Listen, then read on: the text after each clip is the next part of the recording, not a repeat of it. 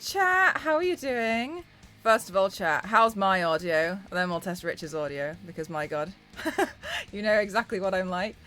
Another thing that I'm going to figure out is where my music's coming from. Which tab is it? I'm going to slowly fade it because I'm going to make it feel a little bit like a DJ. Okay, I think I just cut it. Sorry, chat. Chat, how are you doing today? Welcome on in. Hi, hi, hi. Hi, everyone. All right, chat. So I told you that today's stream is going to be a little bit different. So I'd like to introduce you guys to Rich here. Welcome on in. Hi, hi. How are you doing today? Hello. How are you Everyone. doing? Can you hear me? Yeah, let me just sort out the audio because my audio, I don't know how to do audio. So I've only been streaming for nearly 6 years, but audio is not my strongest point. All right, my chat says hi Rich, hi hi. They say hi. My audio is all good. Okay, fabulous.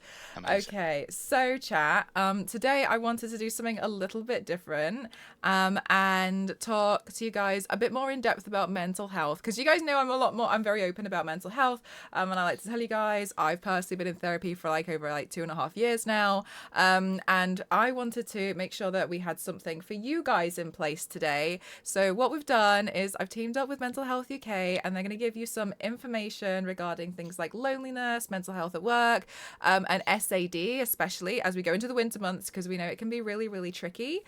So that's what we're going to go into today. We've got somebody who knows a lot more about it than I do. As well, we are raising money today for Mental Health UK. As ever, it's always appreciated, but it's never an obligation. Every £10 donated, you will receive a Scarlet Witch collector card. And if we hit a goal of £1,000, I will dye my stripe blue for Mental Health UK as well. So I have a few incentives on offer for you guys who want to take part. But Rich, would you like to introduce yourself? Yes, of course. Hi, everyone. So my name's Rich. I am the Events and Community Fundraising Officer at Mental Health UK, and I've worked for the charity for over 1.5 years now. I'm very open at work about my own sort of struggles with my own mental health. I live with obsessive compulsive disorder and depression. It's something that I've lived with for over 15 years of my life, and I'm, I think it's really important that we talk about these things and try and destigmatize talking about mental health. I think it's something that, me and Mel were talking before, and we both said, you'll say something and someone will go, oh my God, like I feel like that as well. Like, why didn't I just talk about it? So I think it's certainly something that is more talked about now, but I Yeah. think it's always good to just reinforce that it's okay to talk to people and it's okay to say, I need some help and support. Yeah, definitely. I've always felt a little bit like more information is always better. So it's one of those things. If you have more information, you have the tools to recognize things. Then it makes it a lot easier for everyone instead of everyone just bottling it up. And mental health can really fester, especially over a long period of time. So I think it's Yeah, important that we're a lot more open about it, because it's something that people didn't really talk about for a very long time. yeah, And I'm definitely. always like, is this why millennials are just destroyed? Zero, thank you so much for the £10 donation. Thank you so much. That's so kind of you. Thank you. I always feel like it's something that's really important to talk about. So I thought I'd actually start off by talking about one of my mental health struggles in chat, which my chat knows so much about, because I go on about it like almost every stream. I have raging imposter syndrome. And I'm so confused every time like a Hmm. company wants to work with me. I'm like, oh my God, like, why? Yeah, Even though what I've been doing streaming for 6 years, I still feel like, some of these companies are very big. Like we've managed to work with some very large companies before, and I'm still a little bit confused, but I think as well it probably ties in with me being, like an artist is you're always your own worst critique. yeah, Everything I do, I always think, oh, it could have been better, and I'm very much feel like I'm the odd one out whenever I'm at events or something, because I'm like, oh, I don't know, like I do makeup, like I'm at a gaming event, like everyone probably thinks I don't belong here, and so I yeah. I definitely feel this imposter syndrome. But I know I always go on about my chat. My chat's always like, Mel, stop. uh, but I so what we've done Actually, Rich, I have this framed, and you can see it in my Saturday streams, and it's Okay. got all the achievements I've ever achieved for like when I've done makeup. So all the companies I've ever worked with, like all the events I've ever done, and it's there to be like, you know, if I have these thoughts, I can look at it and be like, okay, well, Yeah. via the evidence, Yeah. like Via the things I can see that I've done. right, like I'll still be like, "Oh, I don't know," but it's there to help, and it's like more tools. Wild, thank you so much for the £10 donation. Thank you so much. I think more tools are better. Yeah. So that's kind of the thing that I always struggle with. But everyone has their own thing, right? Like you Yeah. mentioned yours. And I can totally and I'm just going to jump in because I tend to talk about myself a lot as a way of being able to show I can relate. Hmm. And I'm always conscious of like, people might think I'm just trying to talk about me all the time, but I can so relate to what you're saying about why me, like why would people choose me? Um, because I think it goes back to that thing that you've just talked about of being your own worst critic. And I so can totally empathize with this in my job. And I know that I'm good at what I do, and I'm told this by like my manager and like people at work. But there's always that nagging, but why? But you're not good enough, but you can't do this. And I think everybody to some extent will understand and relate to that. And I think it's something that, you know, I was having a conversation with a colleague just before coming on this call, and I was saying I was quite nervous because this is the first time like my face has been on a stream, and like, am I good enough to do this? Can I speak from the authority of this place? And she explained, when she's going and having these like high-powered meetings with like, really important people, every time before the meeting, she's like, why am I doing this? I'm like, I hate my job. I hate my job. I hate my job. And it's everyone has it. Like no matter where you are in your life, I'm sure artists and musicians and actors and everyone will experience this at whatever level of fame they have. And I think what's really cool, especially from your perspective, is that you're so upfront with it. And I think it always takes me back to that line in Game of Thrones where Tyrion says, like, wear your faults like armor or something, because then people can't hurt you with them. That's I've got that. I've totally Oh my misused that god, quote, and yeah. and I will allow that to sort of be wrong. Um, but it's that kind of Mm, thing. Like if you wear what you're vulnerable about on yourself and you're upfront with it, you own it and you're in control of it. And that's something that I try and do with my OCD is there are so many misconceptions about OCD, but I try my hardest to sort of talk about it when I feel at my most vulnerable, because that's mm. when I know I can just be my most authentic.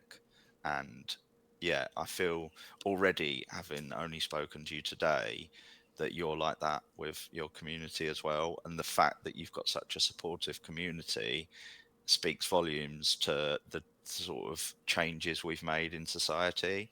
Yeah. Um, yeah, I can remember, and I'm sure you can, and I'm sure many people in the chat can. As a kid at school, you would never say how you were feeling. Like it would be the last thing you would do. Yeah, you'd never be honest about it. Be like, you know what? I got a lot of things going on at home right now. Yeah, I am not all right. I am still here pretending everything is fine, but the teacher has snapped at me and I can't take it yeah, anymore. But you'd just be like, no, I'm okay. But like, you'd kind of like become like almost like a statue, wouldn't you? And you'd mm, bottle it. But there was like when you think back at school, and sometimes like some of the stuff that you went through, like I had a lot of family deaths at school, but I'd always be yeah, like, no, I'm fine. I'm totally mhm, okay. Because like also you're a kid, but you're also surrounded by kids. And I'd also argue yeah, that a lot of the teachers didn't have the tools to be like, right, there's something going on, they'd be like, "Oh, have you tried like having some water?" Yeah. It's like, Have you been outside yet yeah, today? do you like, what if you take off your blazer? Like, do you feel and you're a bit like, what does this have to do with anything? So yeah, we've definitely come a long way, and I think that's what's so good. Because to me, that's almost even in like 10 years span. I'm Yeah. excited to see more people talk about it and like people be more understanding. I still think Mhm. a lot of the older generation don't agree, but they like bottle it all up and they think we're all Yeah. snowflakes for talking about it, just being like, you know what, no, I'm not dealing with this. But it Yeah. also comes down to, knowing where you're vulnerable, and it's just being able to talk about it. Like Yeah. sometimes, and I don't necessarily feel like, a problem shared is a problem halved, because the problem still exists. But now you've got someone to talk about it with and be like, Yeah. this is going on. And I think another thing that's really important as well is giving people the tools Yeah. to listen to someone when Charge they're complete. talking about mental health. I know you've given a guide, chat. You can do !guide in the chat, and it'll come up. And that's really important, because I totally understand what you're saying as well. I read a book called How to Listen. It's so embarrassing. I put it on ×2 speed because it was too slow. And it was very much like a lot of people don't actually listen. They wait for a Mhm. pause so they can say something that they'd been thinking of the entire time, because they weren't actually listening to you. So Yeah. I'm also in the sense of like, oh God, I hope I'm not making this about me. I just want you to know like you're not alone, and I don't want me to not say anything that makes you feel like I've never gone through something like that. Yeah. But it's a hard balance, I think. It's important to talk about it, but it's also important to know what to do when someone wants to talk to you about it, and that's really Yeah. important as well. Yeah, definitely. And I think that's the thing. And that's what, in my personal life, but certainly in my role, I'm primarily dealing with fundraisers, and I'm primarily trying to sort of develop and organize events that raise the profile of what we're doing and also raise funds to support our services and our programs. But I think it's everyone's responsibility to try and get the, awareness to a point where the education, the action, and the things people can do is caught up. And I think that's the bit that we're working on now as a society. And I think that's what we're actively trying to do at Mental Health UK, is give people the tools they need. And, it isn't rocket science, but it's stuff that people haven't been exposed to because it's not been talked about. And I think that's the thing now. And, obviously you have the more common experiences of people with depression or anxiety, and there's lots and lots talked about with those. But things like obsessive compulsive disorder, schizophrenia, imposter syndrome, seasonal affective disorder, I think sometimes they can still be used quite in a gimmicky way, and people Yeah. can be quite glib about it. um but I'm noticing the weather changing, and I'm already noticing how, when I'm coming home from work, it's getting dark. When I'm waking up in the morning, it's dark. Stuck. And you do feel that. And I think it's, that's why for us in this campaign that we're trying to run in this gaming digital sort of fundraising space, is that, we are a charity that can support a wide and broad range of people across the spectrum of what they're going through. Um, and it's, like you said about companies that you've worked with, and why we're incredibly grateful to you and your chat and your community for sort of giving us this time and this space to talk about things. Oh, of course. I really appreciate it, because I think, like I'm really grateful because I've got the tools, because I, have a therapist who knows me very well, and she's always like, she calls me out so hard. She's like, well, wouldn't that go back to? And then I'm like, all right. Yeah. Yeah. So I'm grateful because I have a therapist who's really, really good and knows me really well. She also knows very much. She took a lot of time to learn about my job, because, for Okay. instance, like social media, it's not like I can just be like, oh, I just don't go on Instagram for a bit. I work on Instagram. Are you joking? Yeah. It's not. Yeah. I can't just be like, I just don't look. So it's one of those things where you have to especially balance like the social aspect, because it's a very socially demanding job, and sometimes you Of want to sit course. there and and be like, leave me alone. Yeah. But obviously it doesn't always work out that way. But what I find really interesting, especially because you mentioned seasonal affective disorder. So yes, Yeah. it's going into darker winter months. I notice when it gets darker for me, especially it's always for me, it's always the Christmas week, and I convince myself it's Yeah. because Christmas. But like, I'm so lethargic. I don't Hmm. want to move. I'm so tired. So like for seasonal affective disorder, and I guess loneliness and mental health at work as well.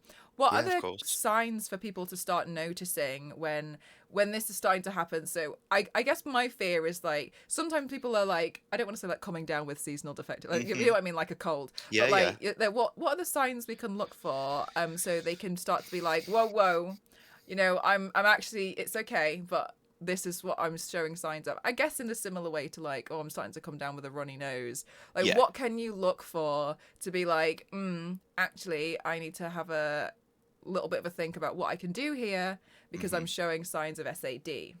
Yeah. Well, I think first of all, it's really important to note that SAD, as it's commonly referred to, seasonal affective disorder, is a recognized condition and it's diagnosable. And I think to sort of describe it, it's a kind of depression that's noticeable at specific times of the year. Okay. And it is typical that it will happen towards the end of autumn and as winter approaches. And like you said, as the nights get darker, as the mornings are darker, we can feel more sort of closed in, more sort of clouded with our thoughts, and it's something that, yeah, is totally season dependent.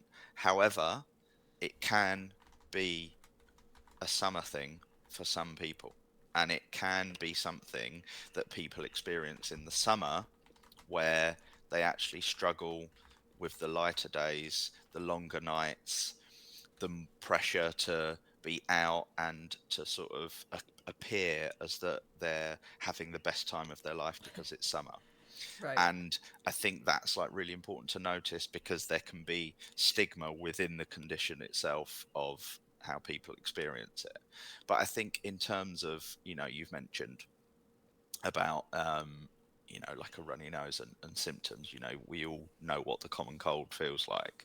But I think if you're experiencing seasonal affective disorder, it can be really noticeable if your mood drops, if your energy levels are off, if you're suddenly starting to feel actually, um, for me at work, if I'm a bit cranky in the morning and my second coffee doesn't work and I'm still a bit upset with people, I think that's something that you can look at.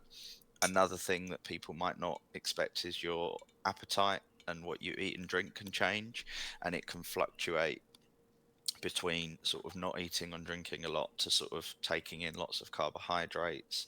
It might be that you feel, you've just said it, more lethargic, more tired, exhausted much quicker than you usually are, and that you actually need more sleep than you could cope with normally. So for me, I know in the summer I can get away with maybe 5 or 6 hours sleep of an evening and be quite okay to function.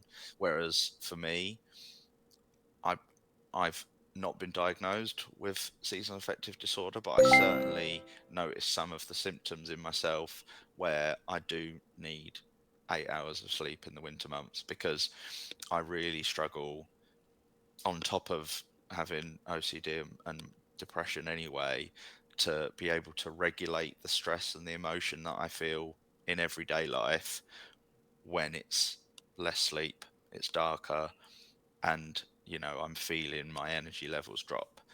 It might be something that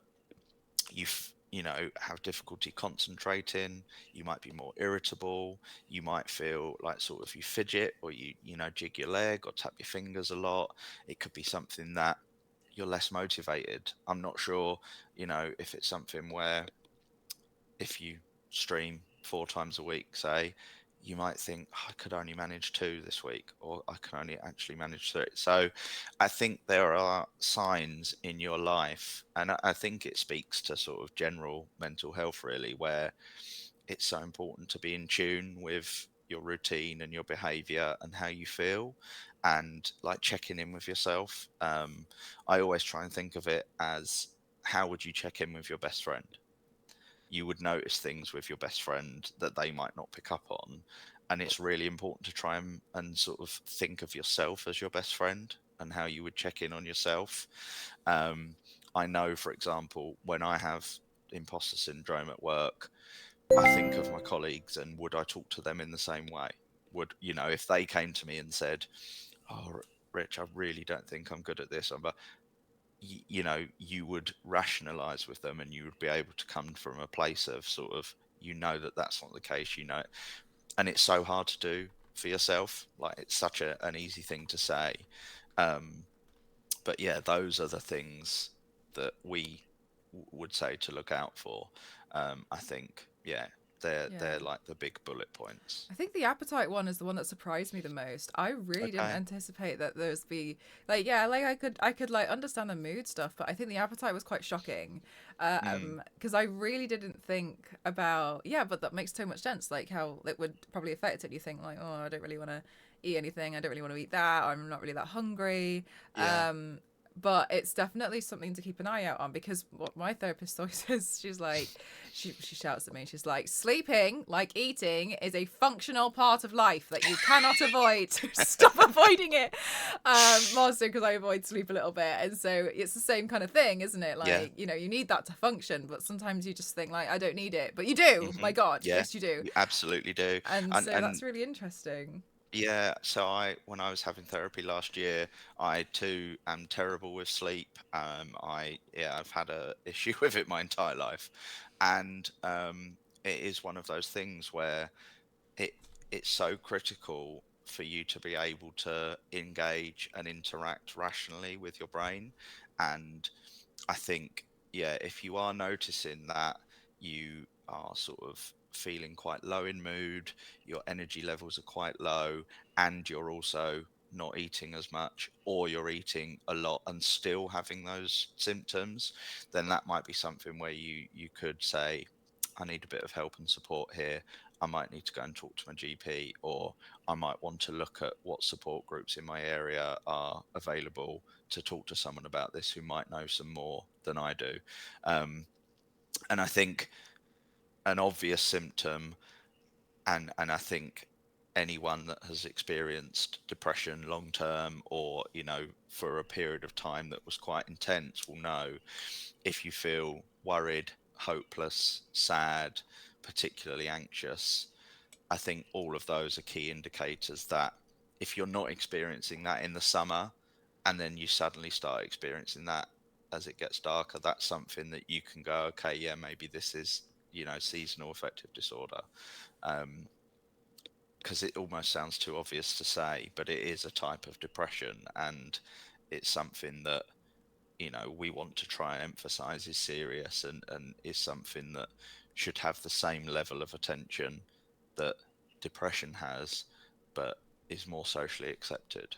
Yeah, I guess people would probably see, well, you know how you mentioned earlier, like gimmick, they'll be like, oh, they'll be fine in March. Yeah, Like they have this exactly. idea, but it's not necessarily the case. And also, it's quite a long time for you to feel so rough during winter. And, that a lot of people associate the winter months, at least like in this country, as like family time and Yeah, the holidays. And so, to feel really rough around that area as well, like you'd probably start questioning yourself, like, why do I feel so bad? Like, why is it yeah, like I can't have fun? But it's, as you've mentioned, like it's a type of depression. Like if you're just not feeling it, your energy levels are low. So that's really good to note. So if you're feeling any of these symptoms, like, talk to someone. And then there's also the Mental Health UK um, links that you've provided as well for us yeah. that can be really helpful. Somebody in the chat actually just asked a question which I thought was really good to ask you. Why do some people find it hard to sleep when they're going through a really difficult time, and what would be the best thing to do? So I can't offer professional advice because obviously I'm not a professional to do that. But I know, and from personal experience and through the work that we do at Mental Health UK, sleep is affected by so many things, and it can be like the temperature of the room, what's happened that day. It doesn't necessarily have to be something that is long term. It can be quite sporadic, and I think one of the things, talking from my experience, if I've taken worry in that day that I'm particularly stressed about, and I haven't offloaded that to someone, I will carry that into my evening and then into my night. And it's certainly the case. I'm sure everyone is guilty of this. Being on my phone right before I go to bed massively impacts the quality of sleep that I have. And I think one of the things, I'm very grateful that I've got a really good support system. But one of the things that I'm really proud of with Mental Health UK is we have an online peer to peer support platform called Click. I will get the link for that and share that with you, Mel, and you can share it with your chat. Um, but it's basically people talking to people about their problems. It can be completely anonymous. You can share as much and as little as you like. There are specific periods of the day that it's moderated and monitored by staff, and volunteers also are on the platform as well, because I think it's really easy for people to say, "I'll just talk to someone about it," but not everyone has a Has trusted someone. person in their Yeah. life that they can talk to. Right. Okay. That's really, and really good to know. and I think that's, my love of Twitch and the gaming world and that kind of community is that there's such a sense of belonging and acceptance. And I think, so much can be gained by forming those relationships and friendships online, where if you don't have those in your life, you get so much from it, online. And I've absolutely had that experience. One of my really, really good friends I actually met online, and they ended up working at the same place as me. And after 10 years of being friends online, we met in person this year for the first time because we just happened to work at the same place. So, it's stuff like that that, as a direct result of games, like, I wouldn't have had that friendship. I wouldn't have had that person to reach out to. Wow, yeah, that's really really good to know. Thank you. I'll get that just in a second. Just some feedback from the chat saying that sometimes it's really hard to get mental health support from the NHS. So that I thought like this would be quite good for that because you could just talk to someone. It's just someone to Yeah, talk to.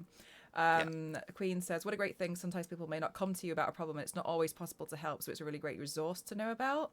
yeah, Peter says, "I've been dealing with depression and anxiety since 2013, and for a few weeks till recently, I was in a bad place. I also found an old phone and had loads of emails I sent, and I received from Samaritans years ago when I was at my lowest. So it's really great, I think, having it's not necessarily oh just go talk to someone. It's yeah, okay, but who?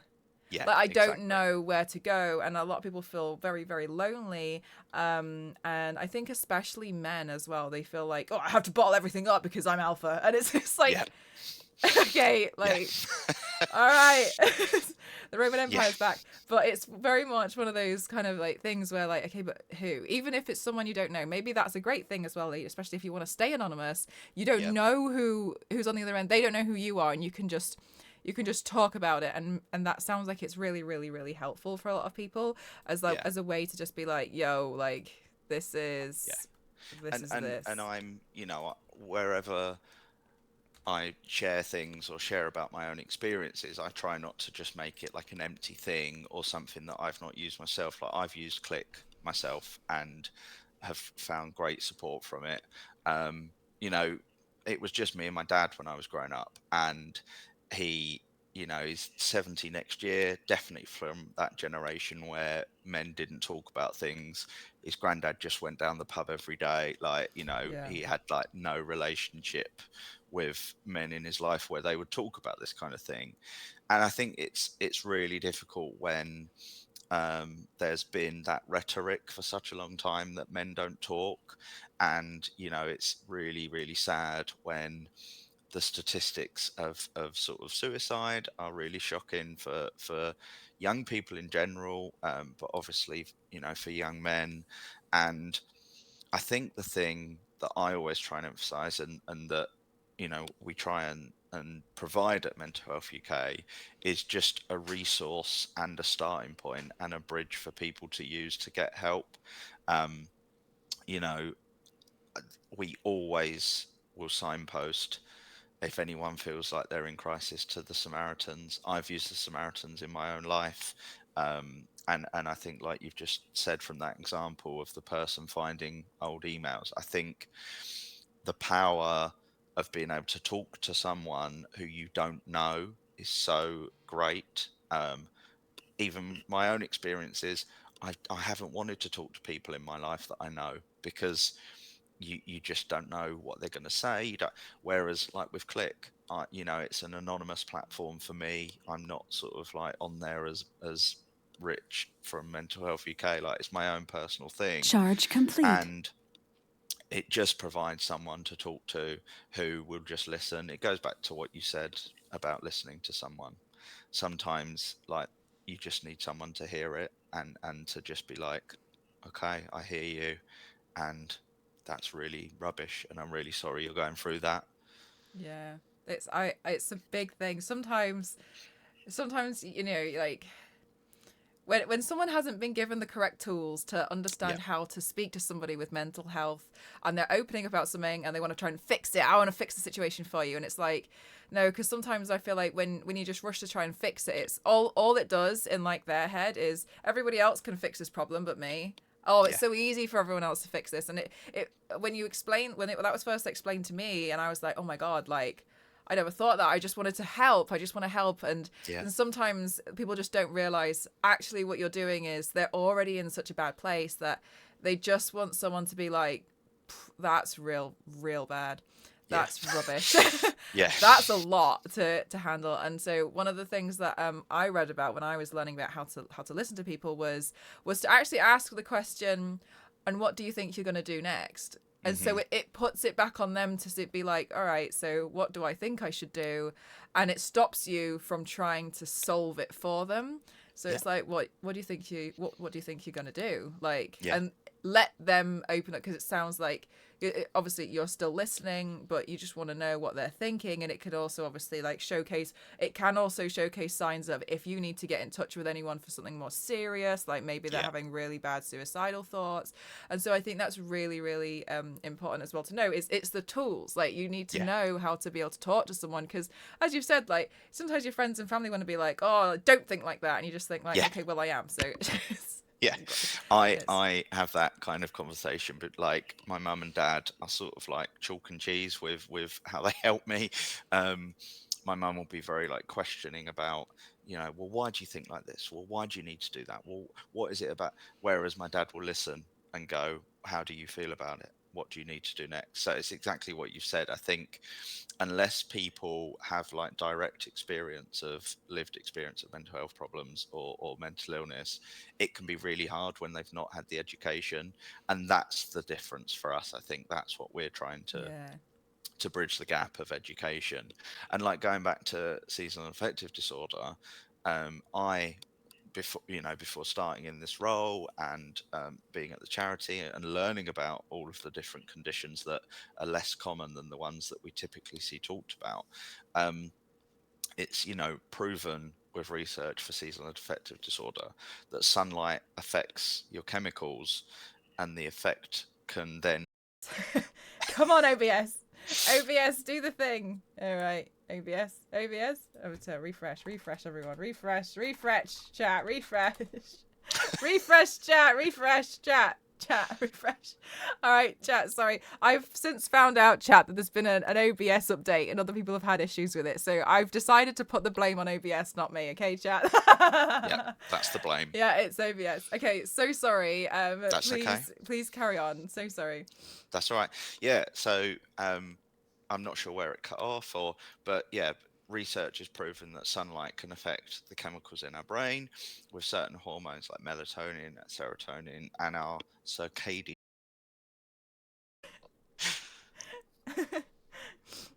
All right, chat. OBS is choosing to be the villain today. Okay, everyone. So good chat back. Refresh.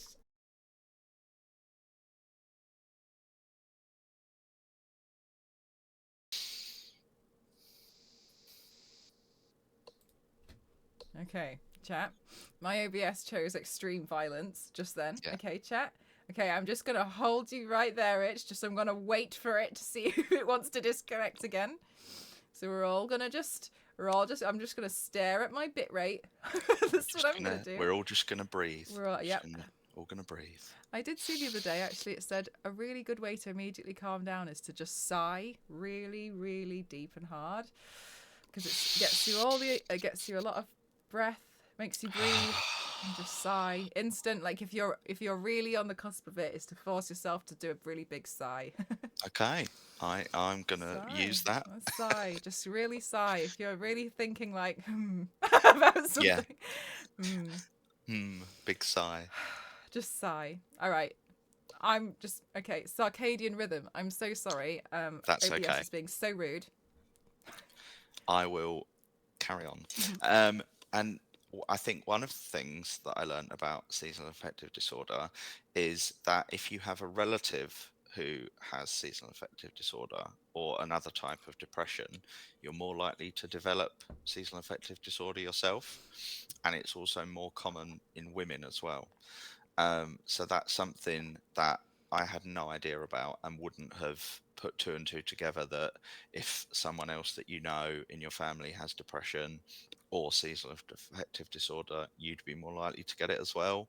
I think we're just starting scientifically to kind of get an idea with mental health of where it is. Is it genetic? Is it hereditary? Is it nature, nurture, and all of that stuff?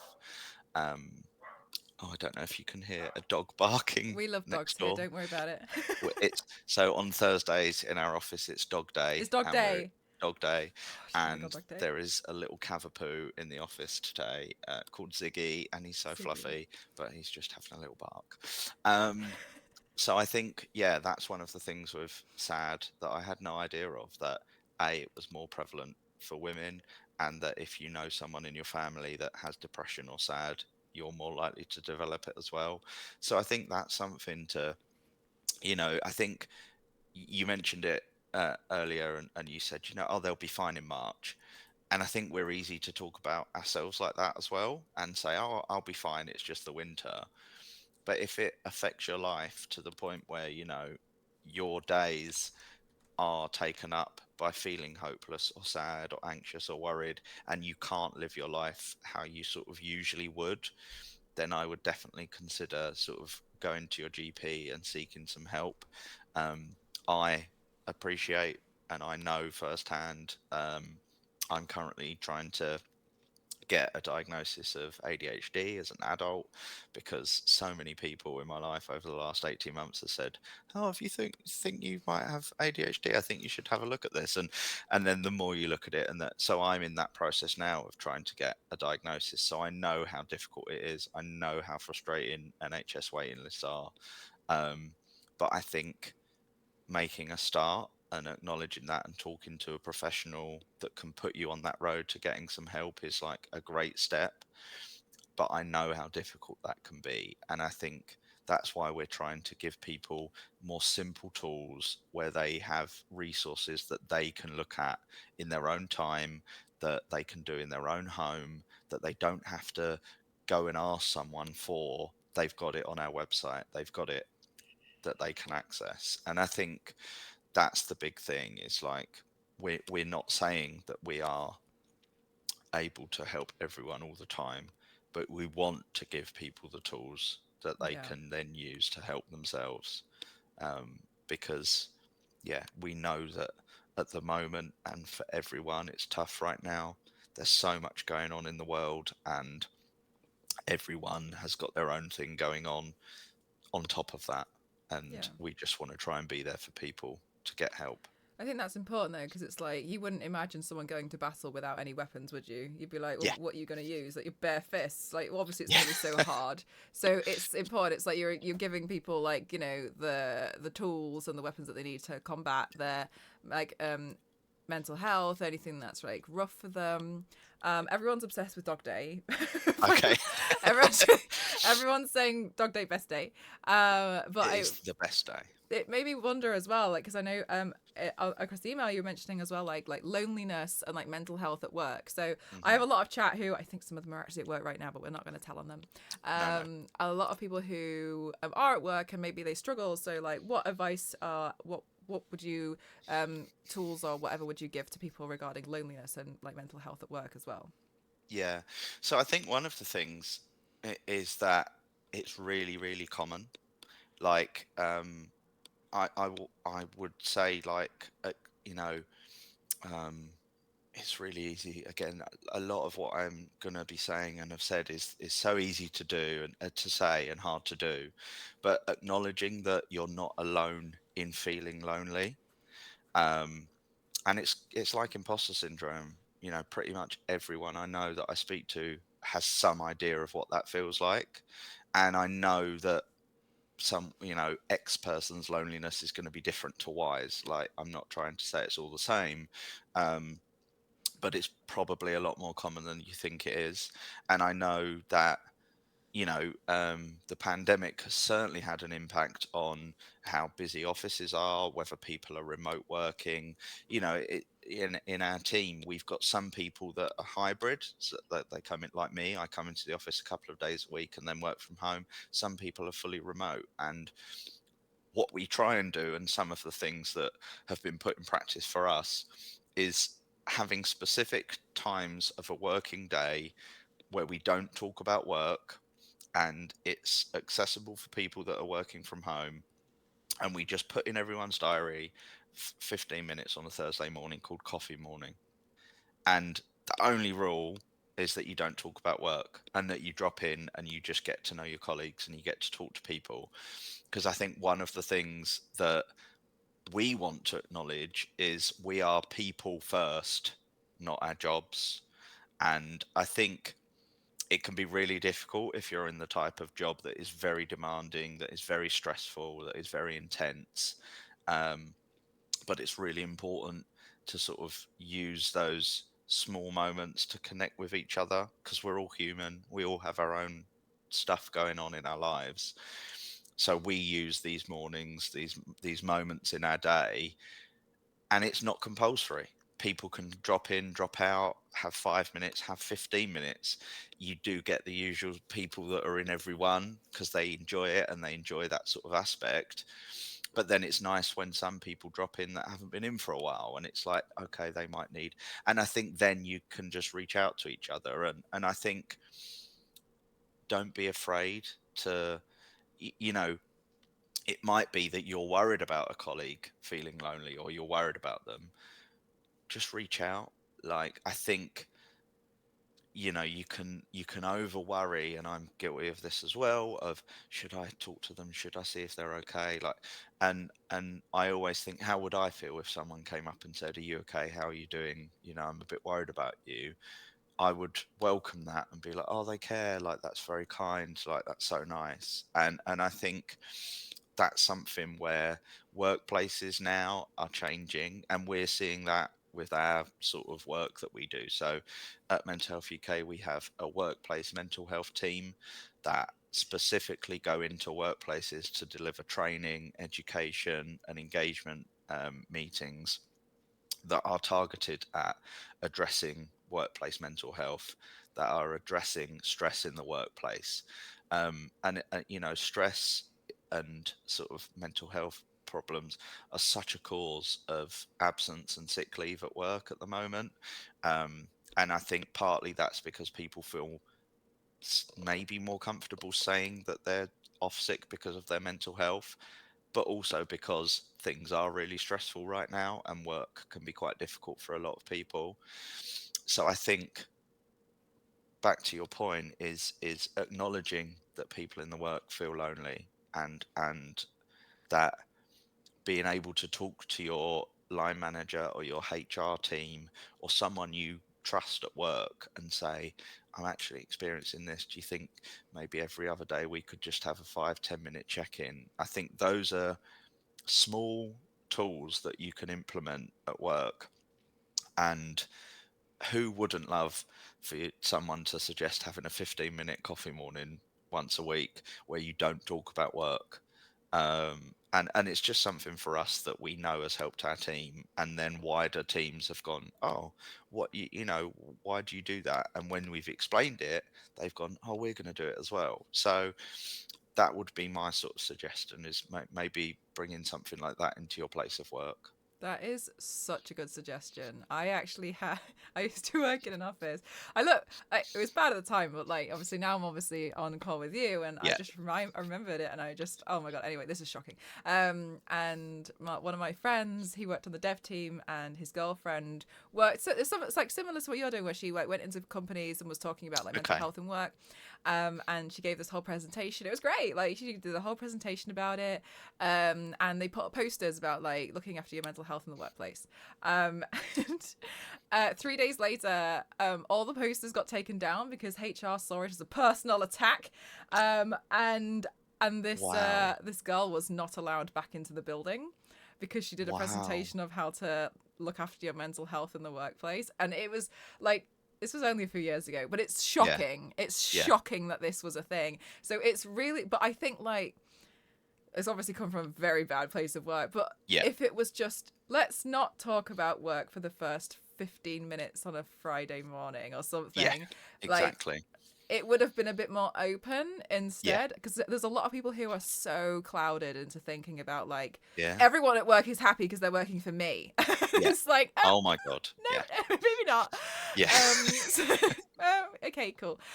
You need therapy. So I think it's one of those. It's one of those things where it's good to like give people these ideas, because a lot of people really like to do the cake coffee morning for Macmillan, Yeah. don't they? Yeah. A lot of people love doing that, and they get really excited about it. So it would be quite nice, you know, if to do something even along the lines, just a bit more like just make a cup of tea if you want, and then we'll all be Yeah. in like that meeting room over there, and we'll just chat. Exactly. And I think And that's so and nice. and other things as well is and these are the ones that I think the pandemic has definitely accelerated the fact that, we just got straight into I remember working at a previous charity throughout the pandemic, and you'd go straight into a meeting and you'd go straight into the agenda, and you wouldn't check in on each other, and it'd be like, right, we've got this. And I think what we have tried and are doing better, and what we're telling workplaces to do specifically, is at the start of every meeting, if it's an hour long meeting, have 10 minutes where you check in and go around the room. How is everyone? How's everyone's day? And I appreciate it has to be led by people in positions of like power and management to sort of set up this atmosphere that feels safe and that feels like you can say, actually, I'm really struggling. But I think giving people that option at the start of a meeting to say, well, actually, I'm at a 4 today and it's really difficult and I'll be okay, but I just need to acknowledge that. And then equally, people going, I'm actually at a 9, I'm really good today. Is there anything I can pick up for you? And I think that's the kind of thing that's really nice that we do here, is that at the end of the day, we're all working towards the same goal. And we just try and remember that we're human and we're people and we fail and we are going to make mistakes. But that's where we grow and that's where we learn. And I'm speaking from a very privileged place that's our culture at work. But you can help foster and change your work culture if that's not in place. You have that power as an individual. Um, I think for me, coming into a professional environment with OCD and with depression, I always felt not good enough. I always thought, how am I going to compete with people that don't have a mental illness? And I think it's that whole thing of you have the power to sort of change the world with your actions. One of our old leaders used to say, sort of, be the change you want to see. And that kind of stuck with me. And it's hard. It's really difficult when I'm not in a position of management. I'm like in a junior position, but you have to sort of speak up. And if something's not right, have that courage to stand up for it and say, I think we need to change something here. Because I guarantee there'll be other people in that office going, oh my God, yeah, I've been thinking that as well. Yeah, the I think that's a really, really good tool. And back when I was working in the office, my boss was trying to make us rip off another design, which I was a graphic designer, and I Okay. I had a massive problem with it because I was like, we're just this is theft. I was like, well, I Yeah. don't want to do that. And he was really pushing it, and so I couldn't live with myself that that's what we were being told to do. So I remember that, like, I made the decision, like, I'm not happy here anyway, and I'm gonna leave. So I'd rather I said something, Yeah. and I sent an all company wide email, dear all, and I was Oh my like, God. I know, I went hard. The stress that just gave me of like a dear all. Yeah, it was a pretty bold email, to be honest with you. It was dear all, but the dear all was CC'd, and it was actually to my boss. Okay. Nice. I went real hard on it, and I just basically said I don't feel comfortable that we're gonna rip off this company, and I think it's wrong. And I explained everything, and I remember I sent it, and I just thought I don't care, and I got one email reply. And it was from a woman who they fired her after a while. Anyway, it was a bad company. Long story. Anyway, they fired, Okay. and she just messaged me and she said, "Thank God Yeah. you said something, because I don't know what to do and I can't Yeah. live with myself." Yeah. The design went forward, but they didn't win. Okay. Thank God. Yeah. And I was like trying to find a way out, because I've always said, like, it's also now in a paper trail that I said I didn't like that, and I wasn't Yeah. happy to do it. If anything was to ever get investigated, Yeah. someone said no, and I've never regretted that decision. And my dad always says, like, you regret things you don't do. Yeah. You'd Oh, regret not completely. reaching out to someone. You'd regret not Yeah. asking how they are. You'd regret not like seeing someone say I'm fine and then just being like, are you sure?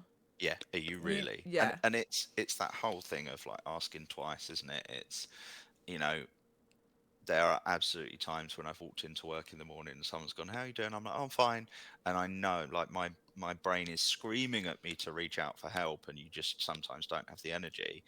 But then that person will be like, "Are you sure?"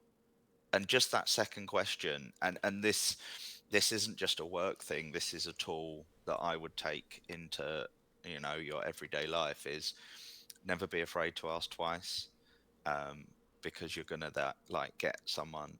The worst that's gonna happen is someone goes, "Yeah, no, I'm fine." But then it could be that that second time you've asked someone might be the time that they actually talk about something that they've not been able to open up about and could change their life. And we talk about it a lot at work of conversations do have the power to change lives. And for example, the work we do for children and young people with our Bloom program, we do a lot of work with younger people who are involved in sport and the pressure that they're under as young sports people, and to compete and to perform and build their resilience. And that's what our programs look at a lot. And it's reinforcing the idea that you know resilience and being strong has many different forms and looks very, very different to what we have been societally conditioned to believe is strong and is, powerful. And I think that's why I'm so proud to work for Mental Health UK, and the work we do makes a difference because you see it. And you know every year when our case studies and our impact reports come out, I think what hits hardest for me aren't the sort of facts and the figures or the stats. It's you get a quote from someone saying, actually, I took part in one of your young people's programs and it changed my life. And I was able to talk to my parents about how I feel. And that's why, like, we're so grateful to people like yourselves, to other people that are taking part in this campaign, is that we know there's more we want to do and we can't do it without your support. And I think for us, we want to do more, and we know we can, and we're working on it. I think that's the thing is, we're not a very old charity. Our sister charity, Rethink Mental Illness, has been going for over 50 years, and Mental Health UK has been going for less than a decade. So we've done a lot in the time we've been around, but we know that there's more work to do, and that's something that I'm proud of, to sort of be able to influence that. And personally, like as a massive gaming fan that has been involved in and loved video games all of my life, I remember playing like the first Tomb Raider and Crash and Spyro and all of those games. And I think one of the first things I saw on your stream was the PlayStation makeup bag, and I was like, oh my god, that's so amazing! I love it. Um, and I think we want to do more in this space to help people, because we know that there's a massive gap of people that have been overlooked and misunderstood. And yeah, it's something that we're really proud that we're like, hey, we want to help. And I think that's amazing, and it's really great to see that you want to do all this work. One of the things that I learned, actually, I think it was at the end of last year, and it reminded me of what you were saying, like, people like misinterpret things, and it was that kind of more like the definition of bravery, and I Okay. think bravery can be like, we think of bravery, we think someone could jump out of a plane without a parachute. Some stuff's just stupid, but also, but like to me, and like they explain like, bravery is actually when you're scared but you do it anyway. Yeah. But people get confused with fearlessness, and so Hmm. when I explain to someone who's going through a lot of mental health struggles, I say like, it's really brave that you're talking about it. Like, I think that's really brave of you. And sometimes I've had people be like, no, it's not. And I've been like, well, you're clearly nervous, you're clearly scared, but you've gone through and you've done it anyway. You've reached out anyway. And Yeah. I just want to extend that to everyone in the chat as well. Like, it is a very brave thing to do, to finally just tell someone, Yeah. look, I've been going through all of this. I'm finding it really hard. I get a lot of intrusive thoughts. And I think as well, like, so I was talking to my therapist, she's saying like, everybody has intrusive thoughts, but it's Hmm. the actions that you do that define you. It's not your Yeah. thoughts. You have passing thoughts. You think about a million things a day or whatever it is. Yeah. But like, you don't act on everything. You just think about it. And I think it's one of the things that does make us human. But sometimes people are like, oh my God, I thought about this thing and like, and now I'm bad. It's more like, Yeah. but you can think about it and be like, that is bad. But Yeah. you don't do Yeah. it, right? So I Of course. think sometimes Don't apologize, please. Like, the amount of times I've done presentations and stuff has Yeah. crashed, and I've had to. I it's hate it. OBS. It's OBS. All right, chat, are we back? Right. Again, chat, we're just going to wait and watch this bit rate. OBS, why? I know. OBS is having a day. OBS, are you okay? Are you sure? Maybe OBS needs to have a little bit of a talk as well. We'll talk to OBS Yeah. about it. They're going through some things. All right. It's seemingly stable for now, chat. I'm so sorry. So sorry, Rich. So sorry. That's okay. Amazing though. Dusty telephone in chat. I've just got off the phone to now initiate some counselling at university. One of the benefits of being remote is that you can watch mental health streams while during working hours. I love that. All right. So sorry about that, chat. So sorry.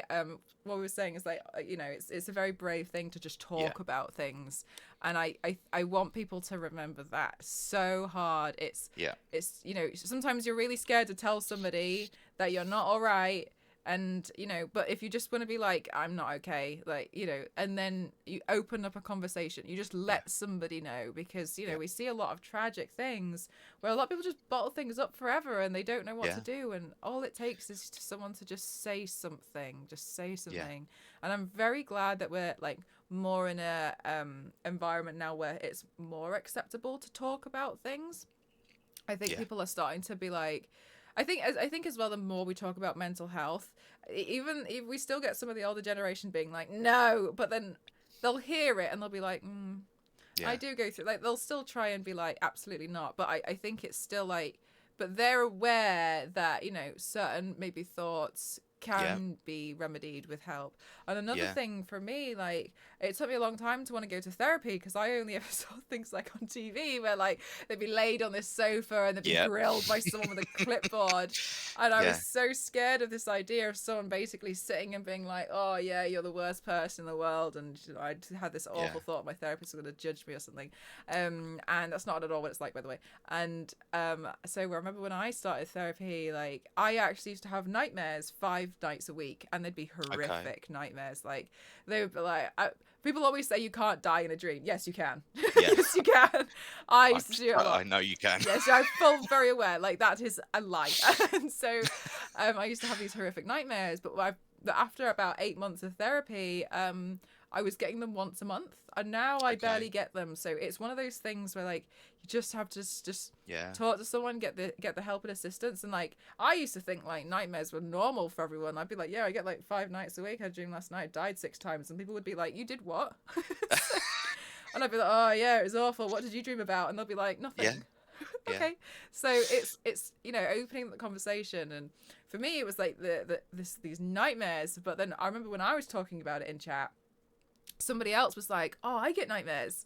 Yeah. And then it's this opening up of a conversation. So it's feeling free to talk to someone. If you can't talk to someone that you know, obviously you've got the tools that you've got, the click tool, Yeah. and talk to somebody anonymous, talk to someone who doesn't know who you are as Yeah. well. Like if you're feeling worried about it, like I don't, like talk to someone like the Samaritans who Yeah. don't have that, or like I think sometimes people feel comfortable hiding behind like a name sometimes, even Yeah. if it's not just anonymous, because maybe they want to Yeah. go back, so maybe you make a name, and just having the discussion I think is really important. Somebody else did actually ask as well, do you have any suggestions and tools to give to companies for what they could do to help the workplace? So we we kind of work with companies from a specific team, that workplace mental health team that I spoke about. But I think what I would suggest on our website, we do have a list of tools and resources. I'll share that link now, and then you can share it with everybody. Um, but we do have a list of tools and resources that people can share, and they're downloadable and they're printable, and people can take those to work and say, actually, I'd like us to sort of like use this right now. I think it's something that I would have loved if I was sort of in a workplace that wasn't already like in this kind of culture that I'm fortunate to be part of. Um, but we actually do have specific areas on our website of how to talk about mental health in your workplace. Nice. And obviously, I'll share all of these with you, and that you can then share to your chat and your community. Thank you. Um, but I would suggest having a look on there and seeing if there's something that you could take in and print, or suggest in, like, I don't know, we have a intranet that we sort of share resources that we find, and I think it's something that, it can be really daunting to bring up the conversation of mental health at work, especially if you're in a workplace that isn't um, open to those kinds of conversations. Fortunately and hopefully, those workplaces are few and far between now. I think it is just a case of someone saying, maybe we should talk about this. Those would be the things I would say, is that it doesn't necessarily have to be a big thing that changes overnight. It can just be those sort of, oh, have you thought about, we could have this conversation at work, and it extends to like hiring practices, right? So we're starting to look at how we can be more accessible and inclusive when we hire people, and it's being able to give those questions up front of what we're going to sort of talk about in interviews. And certainly for managers, in my one-to-ones, with my manager, the first thing we talk about is, how's my mental health been that week? Because he knows that I live with OCD and depression. He knows that it affects my job. And we try and, it's the whole thing of like, prevention is better than the cure.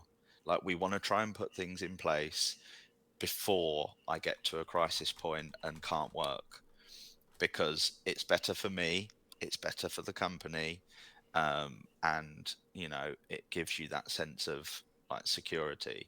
So I certainly think, have a look at that page, of how to talk about mental health at work, because it's difficult, right? It's never a nice conversation to have. It's not something that people love talking about, but it can make such a difference. And yeah, I would definitely encourage those small steps. That's really helpful. Thank you. Yeah, my chat says, I think my work tries to be supportive, but they're very private about it, and I'm not very sure that they have the best tools. So they say thank you very much for sharing that as well. I hope supervisors, managers, and others with leadership positions and chats can help make their workplaces better for everybody's mental health. I agree, especially because there are a lot of people. Things don't get signed off until like Yeah. somebody in the top of the tree gets Yeah. to say something. So sometimes, yeah, obviously you do feel a little bit like you hit glass ceiling with certain things, don't you? Yeah. And K And Cat said, "Oh, sorry, another Karen." tip. No, I was just going to say another tip, and then I'd love to hear what other people are saying. But something we also use, and this is great that it does come from our leaders and management, is we use anonymous Google forms.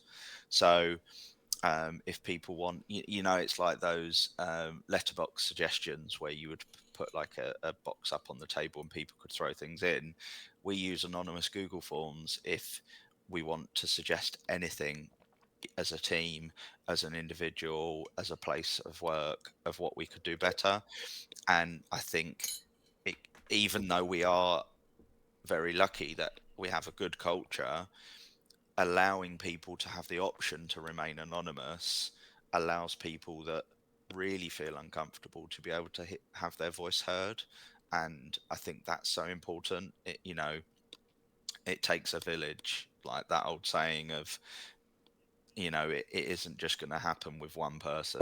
It needs a group of people to say we can do better. And that's what I love about everything you've explained about your chat and your community. It sounds like they all just support each other, and I just really wish that everyone could have that environment to feel supported. And I know that through using Click as the peer-to-peer support, you're talking to someone that's probably going to have experienced something similar, or will just listen to you. And I think more and more as kids grow up online and phones are like glued to their hands, having that kind of resource to be able to talk to someone makes such a difference. Yeah, definitely. I definitely think the anonymity. Oh my god, I've Anonymity. realized I've never said that word out loud. I've just realized I've only ever read it. Anonymity. Okay, the ability to stay anonymous. I Yeah. think is paramount, especially like I like the idea of the Google Forms because not only does that make you feel a bit more comfortable, but for instance, if something came back and the company was like, oh, like we got this form and it said this, like it was you, but you can be Yeah. like, I'm right, this gives me information now, I'm leaving the company because they Yeah. don't respect this. And so it can also work out in your favor for like even a greater role for being like, if you were here, them being like all funny about something and that you're the one who, or maybe someone who did, or it was you. Yeah. You can be like, I'm going right. This is not the company for me. I'm going to start reconsidering what my options are. And no one knows, but you've now got information for yourself as Yeah. well. So I think that it helps everything all around to make people feel more comfortable with that. Because obviously, like, you have this idea that they're going to try and figure out who it was, like, Yeah. and Yeah. Yeah. whatever. But like, I still think it's only human to worry about that and be like, oh, what if they know? But like, okay, but they don't know for sure. They Yeah. don't know for sure. So that's And, helpful. and I think being anonymous doesn't mean you're not being brave. Like, just because you're being anonymous doesn't take away from the fact that you've said it and that you've made your voice heard. And I certainly would hope anyone would feel that, it's such a brave thing to do, to speak up, especially in a place of work. Work has typically not been somewhere you say, oh, I'm really struggling today, I don't know how I'm going to do this task, or, oh, actually my mental health has affected me a lot this week and I didn't sleep last night and had a row with my partner this morning and someone sneezed on me on the tube and I feel really uncomfortable and just want to go home. Like, those are all things that are part of our working lives now, and you know it's something that is changing. And I just wanted to reiterate that even if you're anonymous, that doesn't take away from your bravery. That's really, really good to hear as well. Because also, like, sometimes, like, it can be really small things that set people off, can't it? Like, some people have, like, a really big thing about bacteria and Yeah. feeling the idea of being dirty. Especially that was very paramount when it came to, like, the pandemic, where Mhm. a lot of people were, like, I think for me, one of the things was, like, seeing people do these awful videos with, like, licking toilet seats and stuff. And I was like, ah, what are Yeah. you doing? Like, for me, I don't necessarily have, like, anything to what like I'm not necessarily frightened of germs, but like Hmm. I've this, you know, when you have those points where you feel gross and you feel like you've touched it, you feel like it's stuck to your hand, and you're a bit like, okay, but then like, you know, but for me it's one of those things, like it can be small things, you know, that make people be Yeah. like, it can be a trigger for some people. It can be like, that's really, I'm worried about it for the entire day, I can't stop focusing. And maybe it's more Yeah. like a, do you know what, yeah, like I'm really struggling, if you could just give me like half an hour to like go wash my arms in the sink or something and wash my face and just get, Yeah. then I'll be fine for the rest of the day. But like if not, then you can spend 8 hours being like, oh my god, like, oh my god, Yeah. oh my god. And so Yeah. yeah, I think that's one of those things, just being more understanding, because ultimately it comes down to the fact, like, we are human. Hmm. And I again, going back to what you were saying earlier, it's, you know, you're not your job, like you Yeah. are, but you're Yeah. not your Yeah. job, you're not the company. It's one of the reasons why I get so angry, right, when people are rude to customer service, like when they're rude to like people who work in, I used to work in game. It's Yeah. not my fault that we've ran out of Luigi controllers, I didn't buy them all. Right, it's, why are you mad at me, like, Yeah. but they treat you as if you're the person. Yeah. As And if you're the company. Yeah. exactly. And you sit there and you think, I got a lot of uni work to do. Like, I don't know, Yeah. I'm not, I'm really not up for this right now. And then if you feel embarrassed, they almost force you into this feeling of shame sometimes, right? But yeah, I think that's really good to know. Like, you know, you're not the company, like you are human first. And Hmm. I like to go into a lot of my calls, you know, making sure that I'm not going to be like, I acknowledge that you are a human, not Yeah. bot, but it's more so like, you know, hey, like, you know, how's it going? Like, everything okay? Because it can be a bit, everything can feel quite cold and very Yeah. clinical sometimes in the workplace. So I'm glad we were able to talk about that as well. Yeah. Me too. So I just like to say to chat for the last 10 minutes that we've got Rich here. What do you have any other questions about maybe like just like SAD or anything in general that you might like to ask Mental Health UK?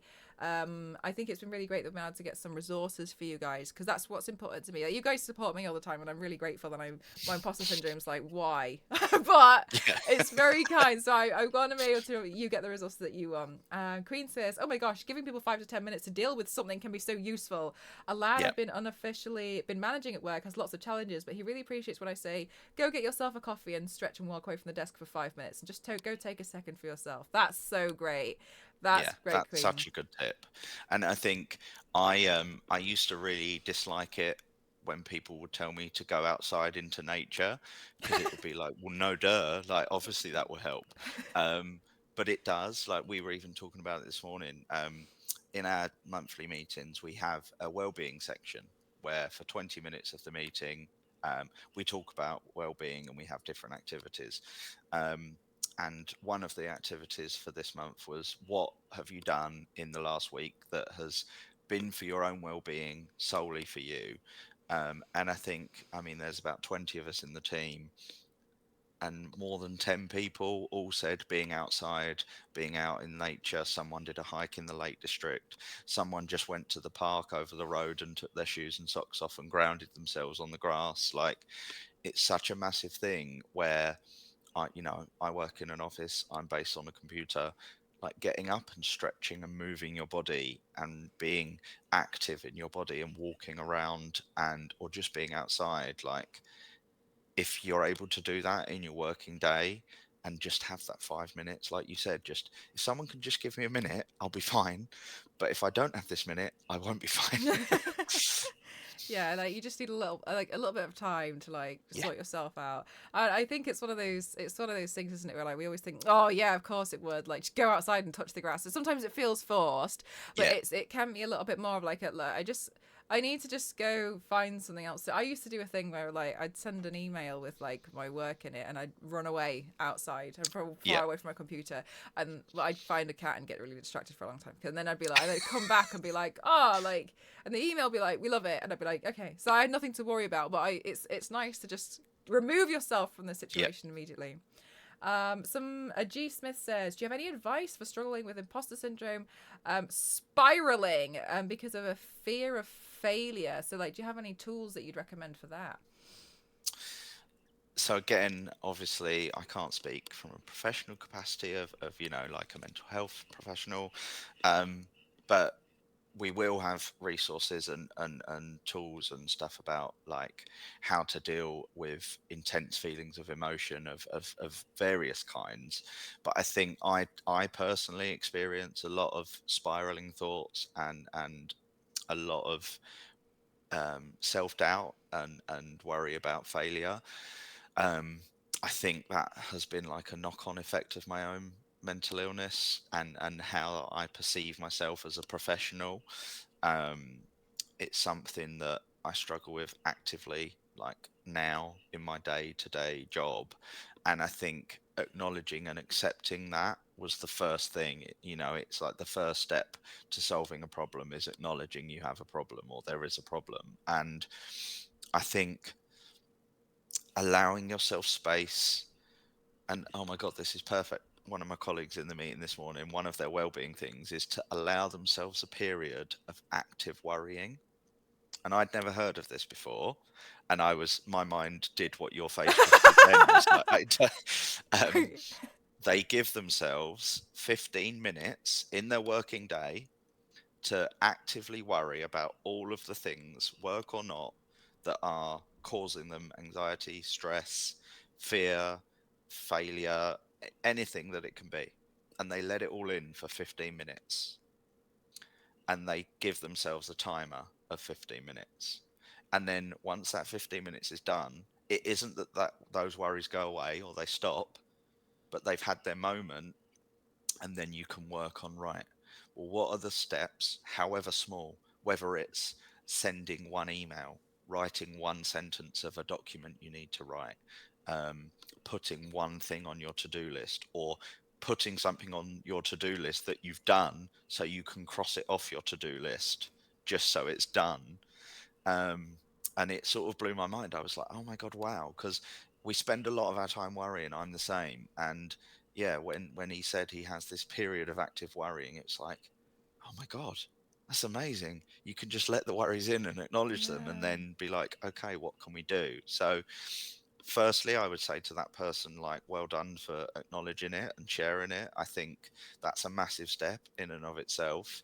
Um, but I would sort of, yeah, approach it in a way where not everything has to be, oh my God, I've done so well and I've solved this problem and it's gone away. Like, I think we can put that pressure on ourselves as like, oh, I've solved it and I'm fine now. And it's okay to have something come up again that you think you dealt with, because I've had therapy. You've obviously are very open about having therapy. There's going to be stuff where like a year will go by and then you'll go, oh, yeah, that thing that we dealt with has come back again and it's here and I don't know what to do. So I think just giving yourself permission to just say, do you know what? I'm okay. Like, that doesn't make me a bad person. That doesn't mean I'm odd or weird. Like, we're all going through stuff. We all experience things as humans, and we're not meant to just be able to shrug everything off. We're not meant to just be able to be fine with everything, because we'd be robots, and that would be a horrible Be a very AI hard, full life. iRobot place if we started going down that we trend. saw So we saw how the films turned yeah, out. Yeah, it's actually really interesting because I haven't done that with worrying, but I used to do that with crying. I used to okay, give myself 12 minutes. I'd be like, all right, I'd find something that would really upset me, like, okay, and then I'd let all of the stress just flood out for 12 minutes of hmm me crying to process and get rid of it. And then after that, I'm fine. Like, I yeah, just needed to, and I'd always like pencil it in. I'll be like, 5 o'clock, I had to get a bit of time between calls, and I'll little have a cry cry time. session. I'll just sit there and I would just like, and I used to do it almost like, I remember when I was really stressed out, I used to do it like once a week. Okay, And I just would let it all out because I just had to process it. I just had to get rid of it because I'd sit there and be like, ugh. And I didn't want the one small thing to set me off. And somebody in chat mentioned that's a really great thing to do for the worrying, because then it's almost like you're more in control of it.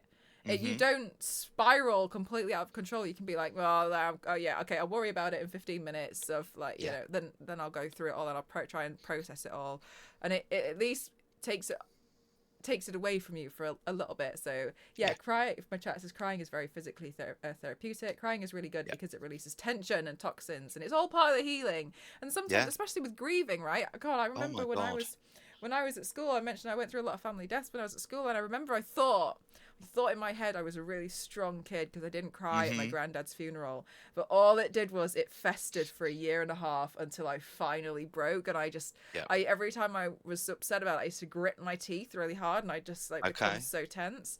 And after a while, I just thought like, why? Like, why am I doing this? And I remember one day I just let it all out.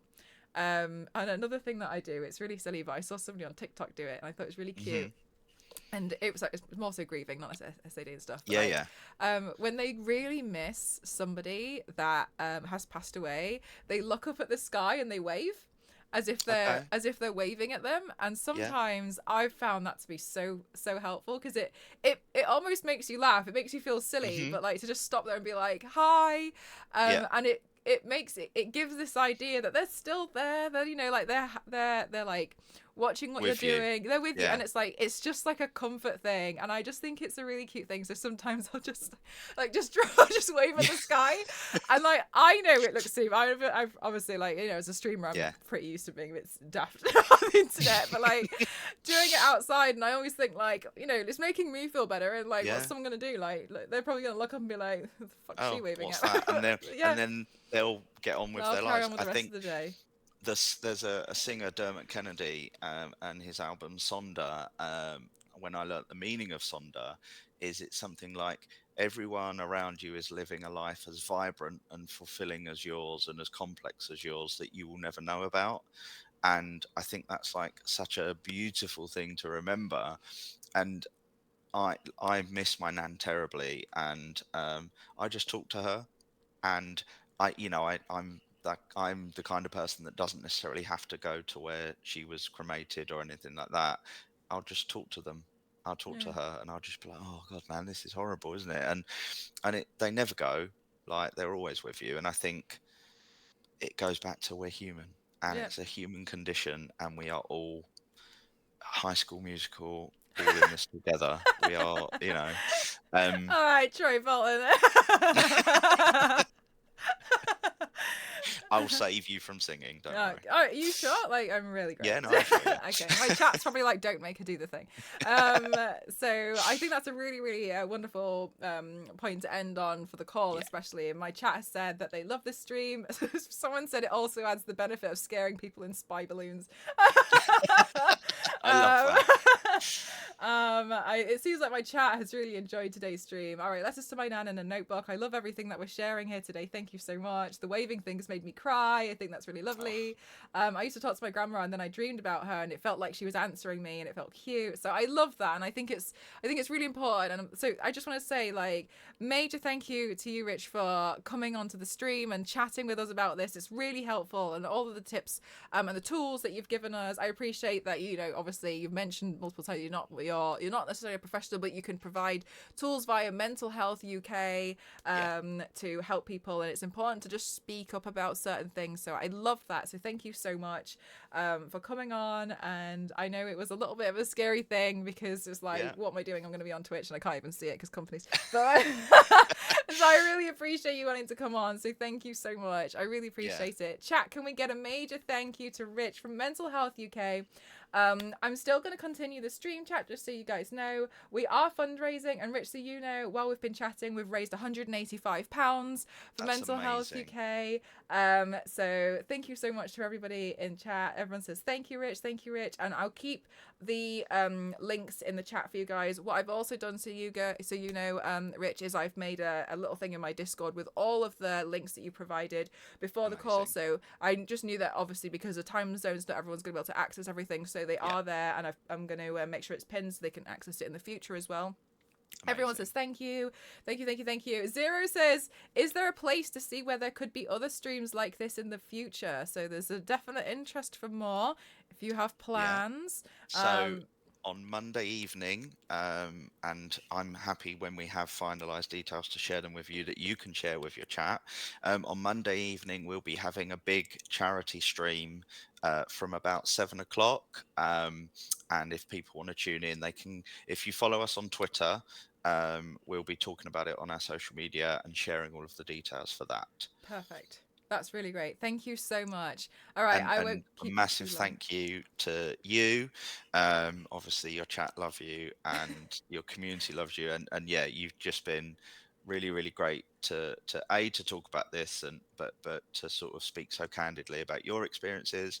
But a massive thank you to your community as well for just giving us the time, and for already raising that amount and to continuing to fundraise. Thank you so much from me and from Mental Health UK. We really, really appreciate it. Thank you so much. Well, my chat says, "Oh, stop it, you." They say, "Very cool." They say, "Thank you, Rick. Thank you, Rick." All right, so I'll let you go. Enjoy Yeah, Dog Day. Ziggy, thank you. I'm going Dog to go and Days. find Ziggy to Go give him a find cuddle. Ziggy, yeah. From the chat as well. Like a really big Okay. baby, just don't let Ziggy go for the rest of the day. But thank you so much. It's been very, very kind of you to come on here as well. So thank you very, very, very much. Yeah. And I will catch up with you soon. So thank you so much. Thanks, everyone. Bye. Bye. Bye, bye, bye, bye. Oh, chat, we can rate the call. How do I get rid of this? How do I move it? Chat, I gotta get rid of it. How do I... Chat, make it go away. How do I do the thing? That's my chat bot. This is my... I want too many things on here. Okay. 5 star. We'll rate it 5 stars. Okay. There, I'll just put it to the side. I'll worry about that in 3 weeks when I find it again. Okay, let me say, I'm just going to message Rich and say thank you again. Thank you so much again. That was fabulous, and my chat loved you.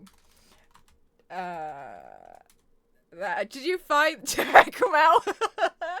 I'm IT support. Just move it to the side. No one has to worry about it. Oh no. Is my OBS okay? Welcome to the chat room. All right, OBS is just doing its OBS thing. Chat, that was my first time setting up a Google a Google meeting. I didn't know how to do it. Okay, what I'm going to do is I'm going to put the music back on. Oh, it's been playing this entire time. I just muted it. That's great. All right. Can he come back again next year? I'm so happy that you guys were really enjoying that and were really open about it. I'm still going to stay online for a little bit longer, by the way. But that was really helpful. Yeah, I don't know, Dipped. It's really weird. Also, I noticed, I don't know if you guys had alert noises, but you know when I'm like, I put something in and then I didn't get alert noises, so I didn't know. I was relying on this. Thank you so much for like all the amazing donations you guys have. Also, they sent me a t-shirt. Do you like it? For all the donations, that's really, really helpful. So another thing that they told me, and this was very, very key before I worked with a charity, so I was really happy that they did this. They told me what the donations go towards. So first of all, thank you so much to everyone who's donated so far. The donations go towards running their online community creators to support everyone with their mental health and fight loneliness, train educators on how to support young people with mental health resilience, and to run our advice and information service, providing in-depth support via the web chat or the phone and access to fact sheets online. So thank you very much, because like for instance, all the work that you guys, all of the donations that you guys have given will go back into creating more resources and links that I've obviously been able to share with you guys to help people who are struggling with a lot of stuff and they don't necessarily have the tools. Because, you know, as we were saying, like, you can't really expect to go into battle if you don't even have like a weapon, right? So you just need certain tools. So I think that's really, really helpful. Thank you, Billy. Oh, Logan, thank you so much for the £10 donation. Thank you so much. Everybody in chat who has donated, you will receive a Scarlet Witch collector card from me. These ones haven't been released yet, so these ones are some special ones that I got ready. So thank you so much. That's very kind. You did really well. Move it to the side. Control-Alt-Delete. Very informative. Can you share what being in therapy session can look like realistically for those who haven't? Oh my god, that's such a good question. So my first therapy session was actually free, and it was so I could get more of a feel of what it was going to be like with this therapist.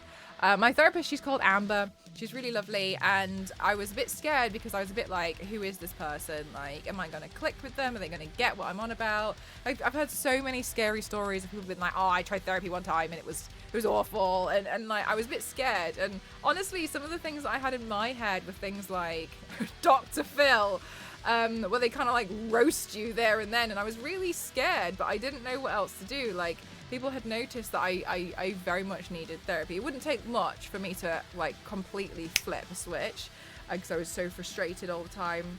And so it was really very much like I went on a video call, and I sat here like I am with you guys now, and she just said like, so what's going on? What do you want to talk about? And then I just kind of unloaded, and I was like, oh, and this is rubbish, and like this isn't fair.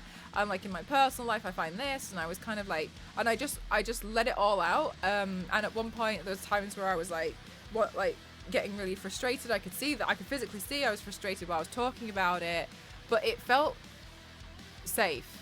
It felt like, you know, like what's happening in this conversation is staying in this conversation, and I appreciated that. And sometimes I would cry, but I noticed another thing about my therapist is like when I would cry, she'd kind of just nod along, and she'd really listen. And at first I was like really hyper aware of when she'd write something down, because I'd be like in my head I was like, they're writing things down to be like definitely clinically insane or something, but really all it was later on she'd say, so I saw you mention that you had night terrors, I saw you mention you were having nightmares. And really all she was doing is noting down things that she could ask me about, because sometimes you guys have literally seen my stream, I won't stop talking. So she'd note it down, and then she'd just be like, okay, so back to this point. And then she'd ask me about it. She'd be like, sometimes, you know, that's really valid. It's completely normal that we occasionally have it, but it's obviously uncomfortable. And then she'd be like, so we can talk about that. And then we just keep talking and talking and talking about stuff. And she would ask certain questions, which I always found to be quite open, and it led me to really realistically thinking this one thing of being like, if you're gonna lie to somebody, don't ever let it be to yourself or to your therapist. Don't lie to two people. Don't lie to yourself, and don't lie to your therapist about certain things. Certain things, like sometimes if I'm like, oh my god, like I'm stood, you know, on a glass ceiling at the moment, and like, it's not high, like because I'm trying to just make it across, and like it was a little bit different. But it's one of those kind of things that I found to be like, don't you just explain, and then, you know, see what's going on. And sometimes it can just be a simple thing. Like one of the things I find really hard is I've always held Melsa, thank you so much for gifting £25 to Mental Health UK. Thank you so much. £220, chat. Thank you so much. Thank you. I really appreciate that. Thank you. My therapist was great when I lost my dog between Christmas and New Year 2021. That helped a lot. Yeah, and like it can just be some of those, so it can be really hard, right? It can just be like, man, I'm really struggling with everything going on. And sometimes it can be a lot. And I overheard it's kind of like a, hi Cass, you okay? Yes, £220 for Mental Health UK. And sometimes it can just be quite a lot, and it can affect you in your work, because obviously, like, yes, you bring your mental health with you everywhere. And going into therapy was really helpful for me, because it just made a big difference in seeing somebody validate and really look into your situation and be like, you know what, all of that is a lot to carry for one person.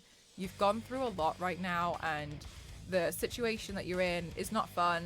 And it's not like, that's all I wanted was for someone to say that. It was more like, okay, so we acknowledge that it wasn't ideal and it's very unfortunate. So what we're going to do now is provide you with tools to be like, okay, so how am I going to navigate this situation? What can I focus on? What's the most important thing I can do? And small things I've learned can be very much self-care. I think everyone has this idea of like self-care is like running a bubble bath, and like while that might be my self-care, like sometimes, because one of the things I've noticed I work better if I go put makeup on, and it's not like, that's not a self-care thing. Like I feel really happy in general, and it like lifts my mood when I dress when I want, like the way I would like to, which is like, you know, when I like to like wear my like more like event fancy wear, not like I'm thinking like a prom dress, but like I like it when I wear my trousers, the fancy ones, and I like wearing a nice top with it, and then I do my makeup, and I'm so productive during the day. So on on the days where I'm very much like, oh, I'm really kind of like struggling with like being able to focus on anything, she's taught me to be like, right, well, that helps you to go wear the clothes that you love and to do your makeup, so do it. And like, it's as simple as that. Like, you often find things in, like, yes, like being out in nature helps, as Rich was saying, but sometimes for me it's more like I just need to tidy up around myself, with all the stuff from all the work I've been doing, and then I feel so much better. I already feel a million times better just going around and clearing it up, because it's almost like a visual clutter that feels like everything around me is cluttered and I can't do what I need to do, and also I'm like totally tripping over as I'm walking out the door. And so that was really helpful. It was just kind of like learning small tips and tricks. My current thing that I actually work on for my therapist is like, just learn to let things go, because there'd be certain things that would like totally ruin my day. Like, I'd hear a comment and I'd be like, that's disgusting, like, how could you think like that? Oh my goodness gracious, like, this person said this thing and I disagree with them so hard. And for your own sanity, because it was just basically ruining my day. Someone would say something and like my day would be gone. I'd be like, oh, I'm so angry because this one person said something on the radio. And like, I ended up like, I've ended up doing this recently where I'm just like, oh my god, like, they said this thing and it's really ruined my day. And it's a weird thing that's come up for me. But I'm very much in a position where obviously I'm very grateful because I'm in therapy and I'm doing all of these practices to like let it go. Just be like, you know what, let it go. And my current thing is, my therapist tells me, is like, why do you think that person thinks that way? What happened to them? What do you think has happened to them that's led them to say something like this? And so I would sit there and be like, you know what, they're a single dad who seems like there was a really bad divorce, and now they've become really misogynistic. This is not an excuse at all. And so I'd be like, he's in a lot of hurt, not an excuse, but it explains to me maybe why he's probably being a bit of a dick, like, to me, right? And it's more like for your own sanity, and it doesn't excuse the behavior at all. Just, it's more so like, you know, something's happened for him to end up being that way. Yeah, there's a reason. It's not an excuse. Yeah, just a reason for it. And I found that to be really helpful. So sometimes I'd hear something, I'd be like, the reason you think that is because of this. Like, it's not acceptable at all. But for my own sanity, I need to let it go, because I would like boil. I'd be like, and I just let it ruin my entire day. So it was more so, I just, for my own well-being, I was holding on to like all these awful things people were saying and finding it infuriating. But I've just had, I'm slowly learning to just, they're like that because of this. I don't agree with it. And another thing that I've learned to do is to bring back into practice is this situation going to be important this time next year? And a lot of the cases, no. I'm probably going to forget about it. And that helps me like put the perspective into something and be like, it's not worth it. So I found that really helpful. Thank you for putting the guides back in as well, Billy, and the links. It's really helpful. You got a call at the end there. That's why I was really happy with the VOD. I'm so sorry about OBS. Oh my gosh. It was like, I was thinking just before stream, I was like, I really hope it doesn't do the thing. But actually, Billy was mentioning she's also noticed the exact same thing that I've had with my OBS. So we were under the impression it's an OBS update thing. We're probably with certain things, but it's really irritating. I'm so sorry that it was cutting off as well. I'm really sorry about that. Yeah, so for me, therapy was kind of like, I just had someone who had more tools than I did, who actually just listened. And I could rant and rant and rant and rant and rant. And sometimes I would cry and be like, you know, it's really hard because so-and-so, and I'm struggling with this. And she'd be like, okay, that makes a lot of sense. I totally hear you. And then we'll just talk about it and be like, okay, so what can we do? And another thing that my therapist always does is, what are you going to do today for a little bit of self-care?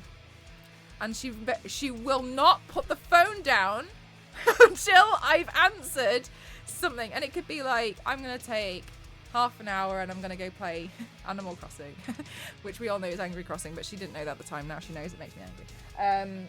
And I would say, like, at first I didn't know what to do. I'd be like, I'll go for a walk. or something. And there'd be days where I'm like, I don't want to do that. It's not going to make me feel better. I'm going to get stressed out on the walk that I'm not doing the work. And so she'd be like, it can be you're going to make a nice, nutritious lunch for yourself. And so when she started suggesting things like, what are you going to do today that's for you? I'd be like, do you know what? I've really let the room go. I'm going to go tidy the room, and that's going to help me. Hey, TJ, how are you? And so sometimes, like, when I'm having really difficult days, I'll think, like, what am I going to do today that's just for me and that's just going to help me? And sometimes it's like, I'm going to go put the makeup on and I'm going to go get dressed really nicely. And that's what I'm going to do. Or I'm going to go get my favorite drink. And I'm going to enjoy it while I'm doing work and maybe feel a little bit happier because I'm going through a lot. And so I find that to be really, really helpful. To be honest with you, it's like such small things, but learning to be kinder to yourself. I also started doing a thing. It was really interesting to me that Rich mentioned it, which when he was saying, like, you know, treat yourself like you're your best friend. And I think it took me a long time to understand that, because we can be very much like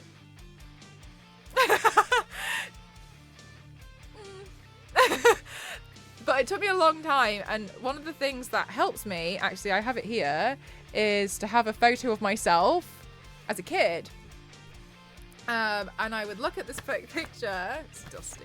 I'd look at this picture and be like, would I say those things to her? Like, would I do that? And I'd be like, oh my god, no. Like, that would be an awful thing to say. And then I'll be like, so why say it? So why say it to myself now? Because this is the same person. I know, my god, it's ingrained in me. So, like, I think that's also really helpful. And like, so, and sometimes, like, it can just be like, you know, looking in the mirror and being like, yo. And I know I do silly things like wave at the sky and like whatever. And sometimes I look in the mirror and like pretend I am my best friend. But once somebody said something to me ages ago, and they said, like, and it stuck with me so much. And they just said, the only person who has to deal with you for the rest of your life is you. You're in your head the entire time. You look in the mirror, that's all you see. So you damn well better look after yourself and be the person you want to be. And I was like,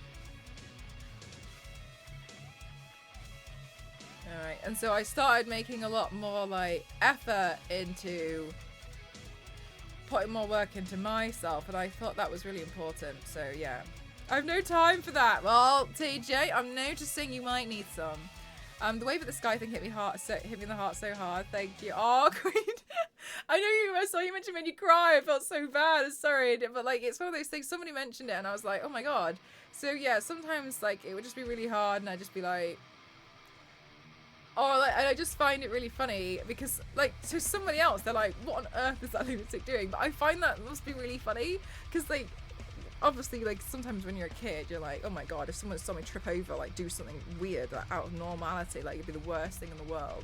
How dare they see me wave at the sky? But now I kind of think, like, it's quite fun. It's really fun.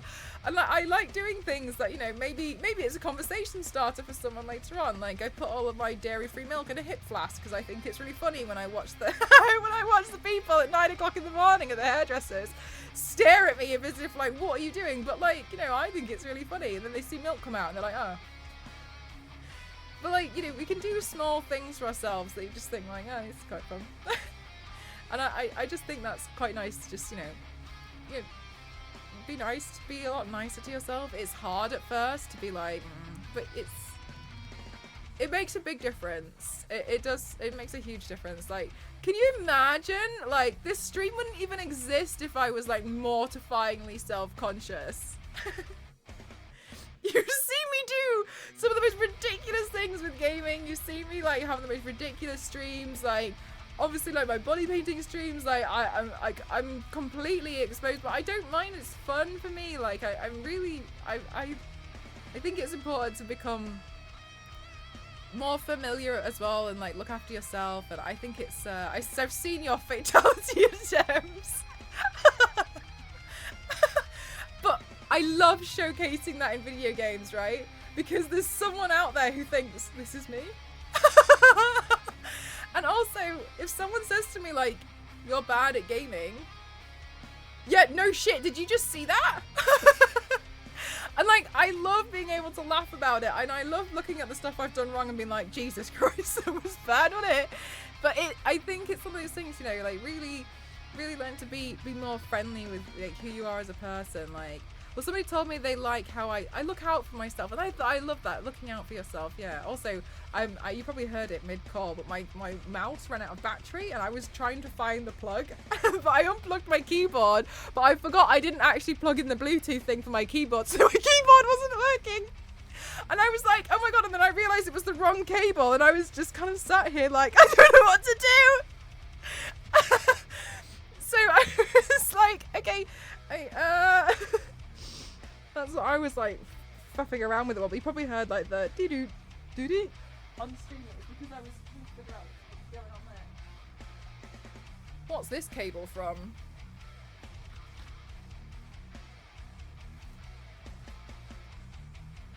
Is this plugged into anything? It just goes to... Oh, that's plugged into something. Maybe that's plugged into power. Ah! We got... Oh, Mel.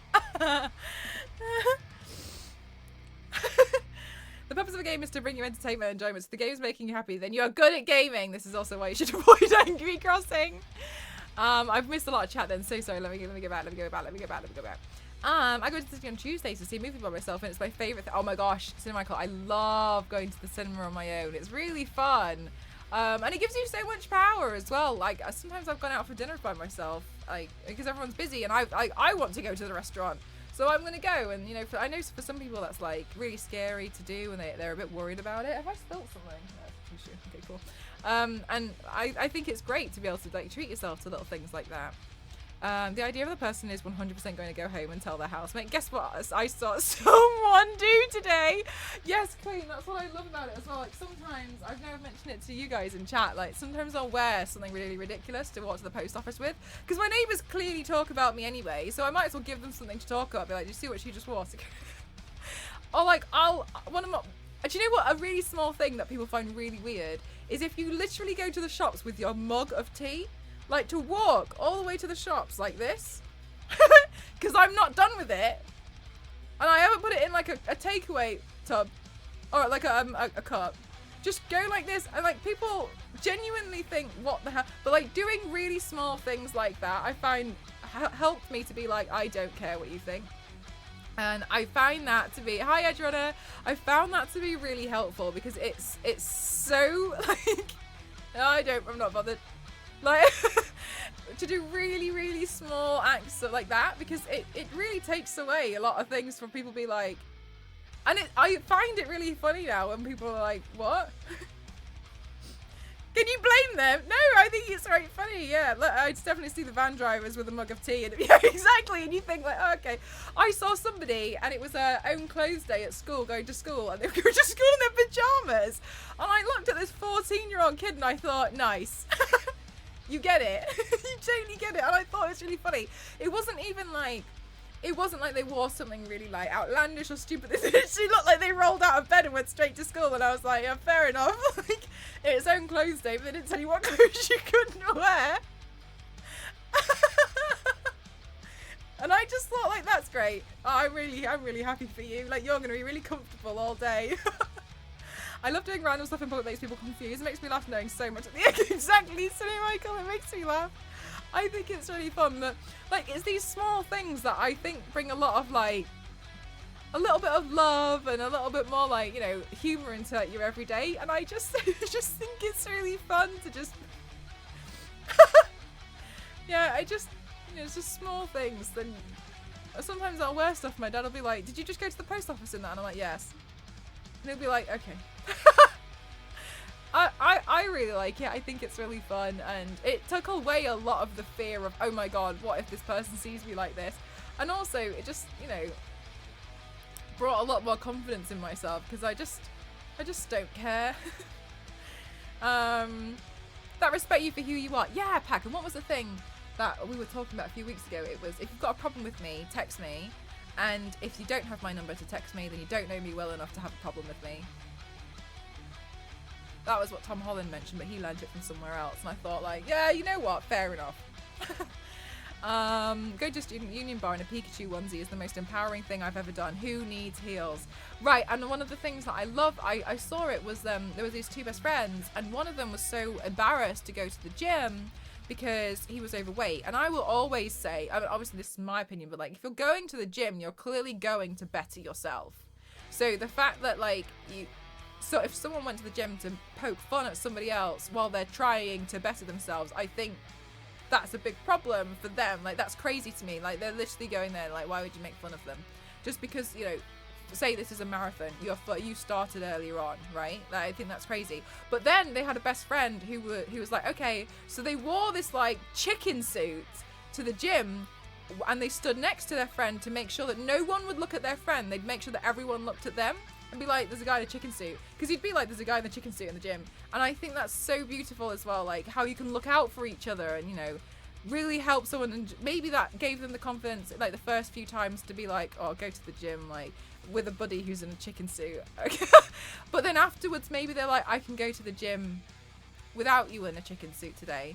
Or maybe they're like, I can go to the gym on my own today. And I think it's, you know, small steps and, you know, looking out for your friends and trying to see what you can do for them, you know, to just sometimes it's a case of I'm not going to say exactly what it was, but, you know, there's been incidents where I've been the one to have to try and break the ice in a situation and distract something from something major going on. And I've honestly looked like a complete buffoon. Just, you know, and they'll probably always think that improv's a bit weird. But it's fine because my friend was sorting something out and my friend's okay now. So you know what I mean? Like, it's no problem. My friend knows I'll help. And so that's more important to me. So yeah, I think a lot of things can be helpful. I think I love logging on and listening to you and hearing you laugh. Reminds me of what my niece, who I haven't seen for so long, you're very smart. Oh, this is very kind of you. Thank you so much. One reason I don't go to the gym is the others. I don't want to leave the house, and I'm shy. I used to be really scared when I used to go to the gym, because I used to not really know. I used to know that there was a thing about form, but like I remember when I was trying to learn how to do like a squat. And I remember I was panicking and I was so conscious. And one of the gym staff members just came up to me and was like, so you want to put your feet to, like here and here? And then you want to, if you want to make it a little bit harder, you can put your feet on there. And then you want to pop down and then stand up. And that's all it took. And I was like, oh, okay. And then it was fine.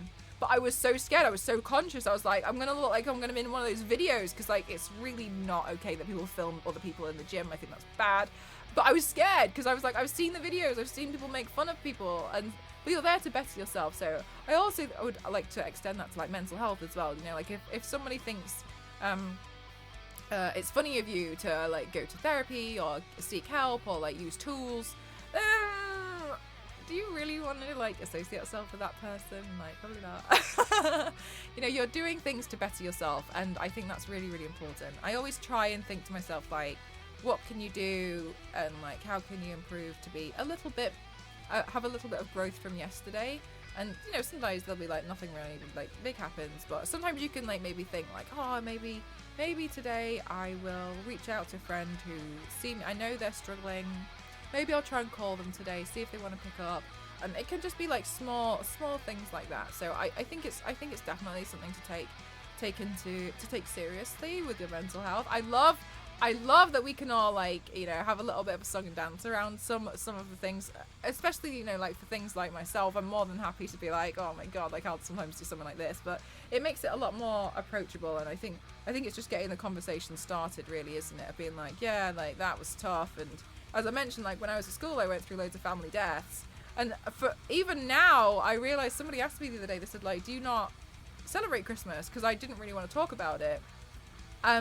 But I realised it's just because since a lot of my family passed away, we used to do Christmas with them, and it's never been the same.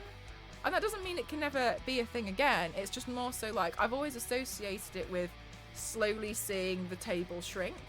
And so I don't like it when I think about it, right? Because it's one of those things that I'm like, but I noticed that about myself. And so it's more things to be like, you know, it's okay. And I like that we were able to talk with Mental Health UK today, and so I'm really glad that we were able to have some resources to give to you guys. And I just think it's important to get the conversation started. I'm glad that I'm in a position where I can be a lot more like open about it. I can't imagine if I don't think I would have ever done something like this if like 10 years ago. I would have been mortified. But yeah, I think it's good that we're able to talk about it a little bit more. A friend said to me, which hit quite hard, you don't have to have a broken leg to go to the hospital. Ooh, Polish. That's a good one, yeah. Don't have to have a broken leg to go to the hospital. Yeah. But that's a good one. Finding the way to talk about these things is such a skill. Yeah, which is why the guide was really helpful, right? Sometimes you don't want to be like, are you depressed? Right? Because obviously we know that wouldn't be right to do, but then it's like, you know, people don't know how to approach a subject. Be like, hey, like, are you okay? Called The Specials. Oh, really, Adrian? I've never heard of it. It's good to be flexible with change. It keeps you stronger when the downs come around. Oh, and that was another thing my therapist was telling me about. Because I was basically like, oh, I'm waiting for impending doom. And she'd be like, why? I'd be like, oh, because too many good things have happened recently, so obviously something absolutely terrible is about to happen. And she was like, but that's just unrealistic to expect that your life is going to continuously be on a high. And I was like, what do you mean? I was like, too many good things have happened, so something bad's about to happen. And she was like, that's completely natural. Like, the way that life is like an ebb and flow of like good and bad things. Because if only good things ever happened, that would be your normality. And then your normal bar here of like bad and good things would be raised. So then that's completely unrealistic. She was like, see, you have this idea that everything should be normal or good, but bad things happen all the time. Bad things happen every day. And so it's just accepting that. It's kind of like there was somebody in, okay, like, this is, I know. Somebody in chat, I think it was last year, they said to me, and I hated it. I hated it when they said it. I was mad. But I think about it often, and they said, like, I became a lot less scared of spiders when I just accepted they were in my home. And I was like, absolutely not. You get out of here right now. Don't put those thoughts in my head. But now sometimes I'll see like a really small one. I'll be like, oh yeah, well that makes sense. Damn it. Thank you so much for £40 donation to Mental Health UK. Thank you so much. And like, they're always under your home. And like, I hated the thought, but it's kind of like, you know, you slowly accept. Big side hearing that. But once you accept it, right, you're a bit like, yeah. Bad things are going to happen sometimes. There are spiders in my house. And you just have to be like, it's okay. There's going to be an ebb and flow. Good and bad things will happen. And that's okay. So I think that's also helpful. It's kind of like readjusting your perspective and like how you see things, right? When the spiders have won. This is why we have to fight ABS. Only big spiders. I've seen some big spiders recently. Yeah. When I see them, I'm like, oh my god. I take it back. Hi, AK, how are you? Thank you so much, damn it. £40 to Mental Health UK. That's £260 to Mental Health UK. Thank you so much. There are spiders in my house. They're there, and that's okay. Like, I don't want them there, but it's okay. And I think it's been really great to, you know, that we're in a position to talk about it. My moderator's keeping me in check. So chat. Oh my god, damn it, 9 months. Tier 3. Thank you so much. Thank you. Thank you. So chat, I nearly forgot, but thanks to my darling moderator team for reminding me. They actually, Mental Health UK have made really good friends with Future Lab, and they actually have a Power Wash Simulator code to give away, which is really lovely. So we're going to run a giveaway for somebody to win a code for Steam for Power Wash Simulator, which is lovely, lovely, lovely, lovely, lovely, lovely, lovely, lovely. Very nice. Back to the... Is there Cinemagical? I literally, as soon as I saw SpongeBob and Tomb Raider, I was like, I'm happy. So what happens I think I think you have a lot of inner strength, so what happens externally wouldn't affect you too much. It took me a long time to get to this position, but I used to be so timid. I used to be so scared to like open my mouth and say something. I almost find now that I'm a little bit like, well, I'm just going to go do it because nothing's going to change if I, you know, I mean, I definitely appreciate, I have a lot of confidence. And as a person, a lot of people do say that I come across as very, very confident. And I know not everybody has that. It's been something that I've worked on for a long time.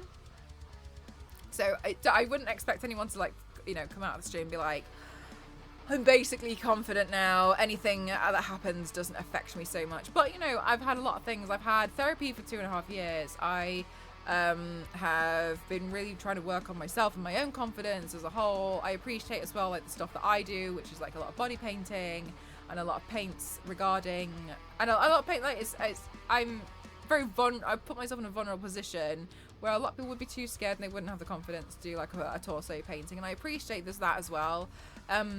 It's not to say like I'm not self-conscious about certain things. It's just more so I have become very confident. Hi Nostro. I have become a very confident person, but that took time to build. Hi Nostro, we just did a charity stream with Mental Health UK.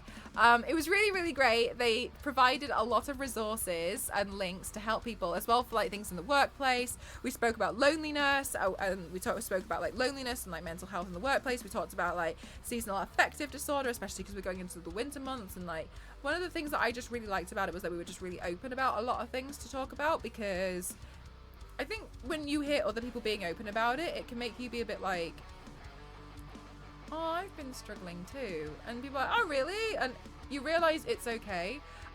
I know this is very different, but I remember I used to see like a tattoo as the biggest deal in the whole wide world. But when I walked into the tattoo parlor, and they were just doing tattoos all day, I sat there and I realized people get tattoos all the time. And it really took away this fear of like, I'm about to ruin my life and my body by getting a rib cage tattoo. Oh my god, and I was really scared. But then when I watched the people and they were just like covered in tattoos, and I just saw the tattoo artist doing it, and it was just like a job for them. They just do it. And I was like, oh yeah, it's actually not much really a big deal, is it?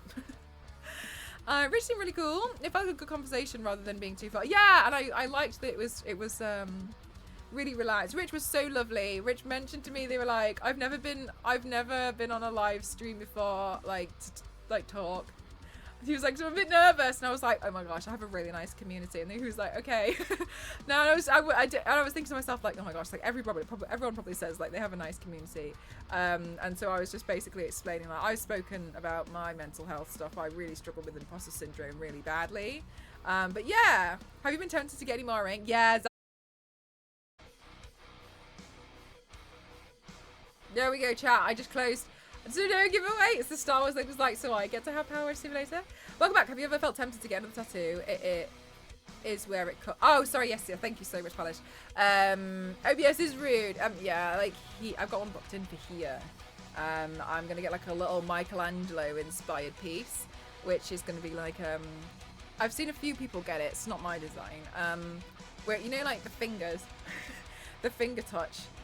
With God, there's one where that one of the hand is a skeleton and one hand is human, and people have been like, it reminds you, you know, one day you are gonna die, so enjoy. And I like that idea of being like, yeah, like come on, like is it really that serious? Like let's try to, you know, but the other hand I would like to be a woman's hand, so I'm gonna get like a skeleton hand and a woman's hand to be like, you know, you never know. So just enjoy it, you know, every day. Have fun. Do what you can. Learn to like love yourself. And so I'm gonna get that a little bit here, like one of those fine detail ones. There's just one on the back of my arm. I think that'd be fun. So I'm excited for that. Cool idea. Yeah, I mean, like it's not my original idea, but I'm getting the hand changed to be more like a woman's hand. I think it would just be quite nice to just have something to be like, you know, one day, everyone around you and you. And everyone's going to die at some point, remember that? So just enjoy life and work, you know. Enjoy it, because sometimes I always think like that people have a lot of things that they regret. So try to enjoy it. It's a good thing to accept that, yeah. I think it can be a tough thing to get to think about almost, because you don't want to, do you? Like, you get scared, and so I just think it's good to try to, you know, accept it. Get a tattoo of Ginny eating. I genuinely wonder, like, what she would say if, like, I saw her again and was like, oh my god, have you seen this? Right, let's do a giveaway before OBS has other thoughts. So, chat, let's do a giveaway for Power Wash Simulator.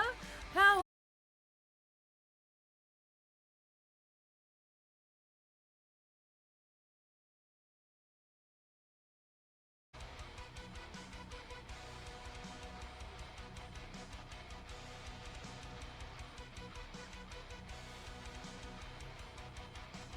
I'm back. Okay. Oh my god. I want to backdate my OBS. Chat, I'm so sorry. Up here there is many struggling with winter depression due to lack of oh yes, so that's yes. And you're having bright the sun lamps. Yes, that's kind of what we were talking about today regarding like noticing the signs, etc. Type in brain love in the chat. Chat, if I go offline, if my OBS cuts out again, you can still do it because thank God Star Wars Lady is running the giveaway through a different platform. So type in brain love in the chat for your chance to win Power Simulator code on Steam. Brain love, type in brain love in the chat for your chance for a free copy of Power Simulator. Very kind of Mental Health UK to gift these out. I think their friends at Future Power, I think Power Wash Simulator was like, hey, we have a nice therapeutic game. Would you like some free codes? Let's hurry this up before it crashes again. Literally, Star Wars Lady was like, we're running a giveaway whether she's online or not. So make sure you type in brain love in the chat for your chance to win Power Wash Simulator. Brain love, type in brain love in the chat. Brain love. Also, look at the t-shirt they gave me. I have played that game to death. Oh, Dusty, you must be excited when they come out with new DLCs. Look at this. They sent it to me. I think there was something on the back actually, but I can't remember. Is there on the back? Yeah, there we go. There we go. Yeah, I was really grateful that they sent me a t-shirt to wear. It was really nice of them. And so I did a little bit of eyeshadow to match today. I was going to do another makeup look, but I'm actually happier that we did more talking about it. So type in brain love chat, brain love, brain love, brain love. Power Wash Simulator. Also, if you have a friend who already has Power Wash Simulator, you can do co-op mode. So make sure you type in brain love if you would like a copy. Free. There's so many free things here. Also, I just want to say major thank yous to everyone who's been donating. £260 is very kind. Thank you so much. You will all be getting a collector card. Thank you very, very much. Thank you so much. And I'll leave the fundraiser open as well. I'll pop the link in. I've put the link in Discord so you guys will be able to see. You can have up to 8 people for co-op mode. I've had this moment where I've like imagined Star Wars Lady trying to do co-op mode with me, which would be honestly horrendous with the way I play Power Wash Simulator versus how the way Star Wars Lady and Dusty especially would play Power Wash Simulator, where they're so methodical about how they wash things. Star Wars Lady would rip her hair out. There was a moment where I played it earlier on this year, and I think I remember Star Wars Lady in the chat just wrote like, my god. Everywhere, move on without finishing an area. I just think it looks good.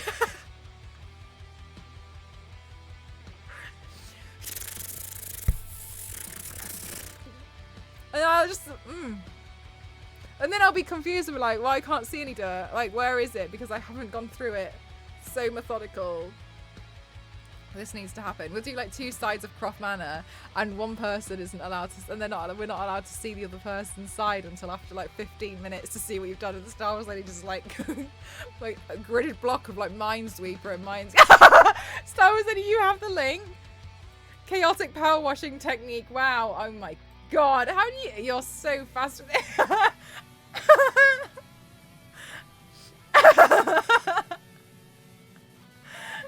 Dare I do it? Dare you look? Dare you? Check it out. Oh my god, chat. Hang on a minute. Let me window capture this. Guys, type in brain love in the chat. You can also have a wonderful Power Wash Simulator session similar to mine. Chaotic power washing. This one, chat here. this one.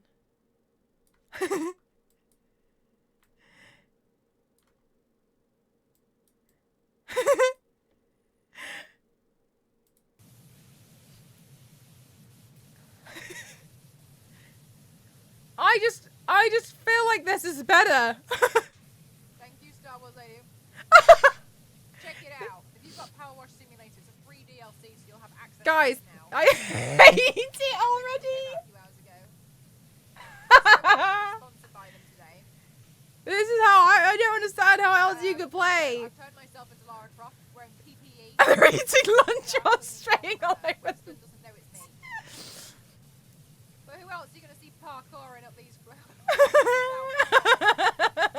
But then I'm like, I don't get it. Like, I don't understand. Like, where is the dirt I've missed? When I'm trying to fully clean at the end. At the end, and it's like 93%, and I'm like, I don't know. All right, chat. If you would like chaos like that, type in brain love in the chat. The little ding. Yeah, I did Power Wash Simulator at the beginning of the year. Actually, I forgot about that. It was a good fun video. You're adorable with your chaotic ways.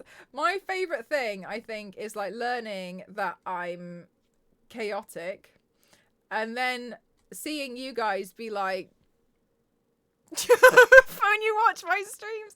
Yes, let's roll a winner. Type in brain love for your last moments to win Power Wash Simulator. Power Wash Simulator. Shouldn't have chosen the cheap one.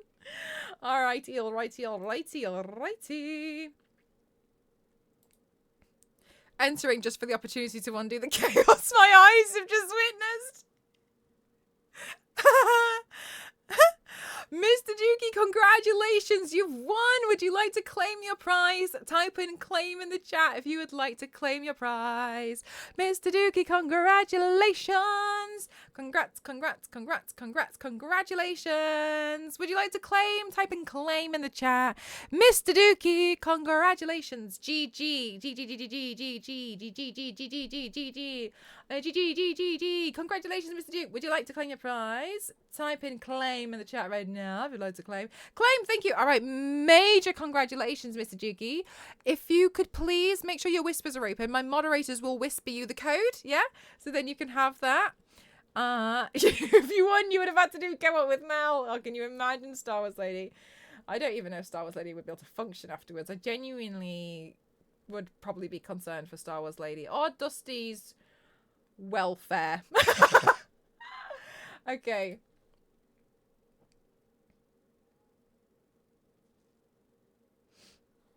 Too bad I did. Damn it, sugar. Bullet dodged. Can you imagine?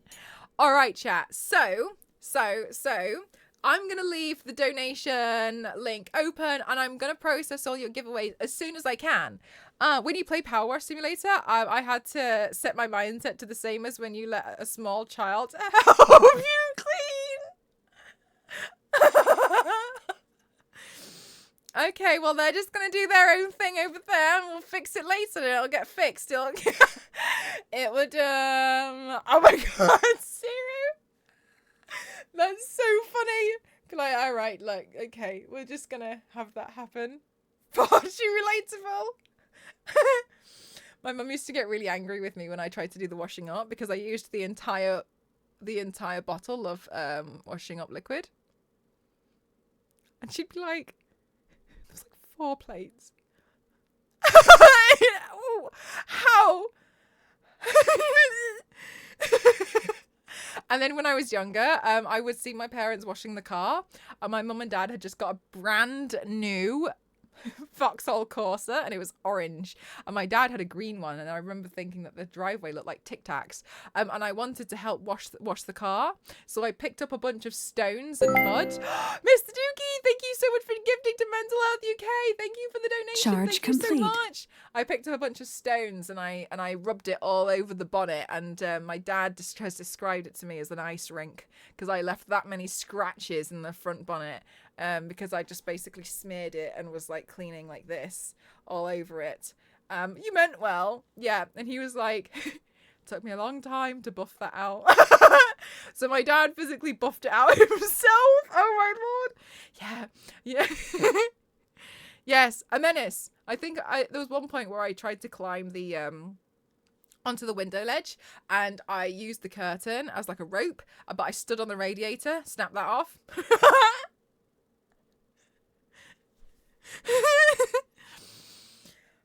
Clean. That is gone. They definitely didn't get paid enough. My dad used to have a thing called the write-off book, where if he had to pay for something for me, he'd just be like, "Don't worry about it. I'll put it in the write-off book." or he'll see something and be like, "Is that going in my write-off book?"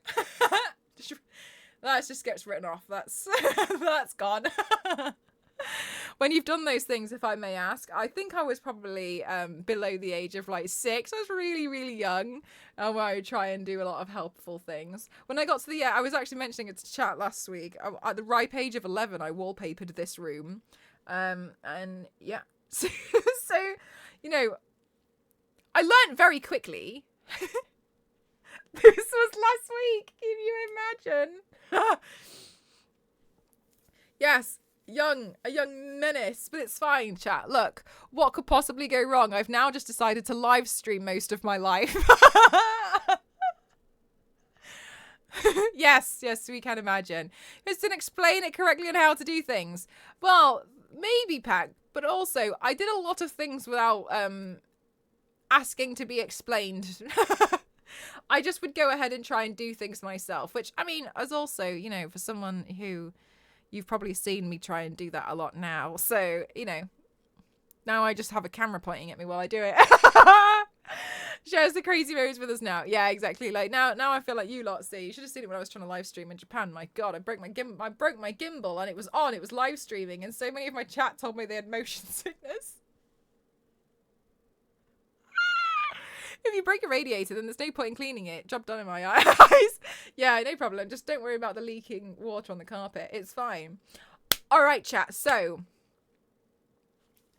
we may have come to time with our Mental Health UK stream, which was very helpful, and I'm glad you guys got to have a lot of tools. However, it's not over for today. Tonight, I'll be streaming on Refinery29's channel on Twitch. I'll be showcasing how to do a makeup look. We'll be doing a tutorial. No! Oh, the person I was about to raid. Oh, no, that's fine. Oh, no, they debated me. That guy got really... Oh, my God. Sorry, I think the person on the stream I was watching, they played a co-op game and it wasn't working out with their partner and they pretended to end stream and I was the one that fell for it.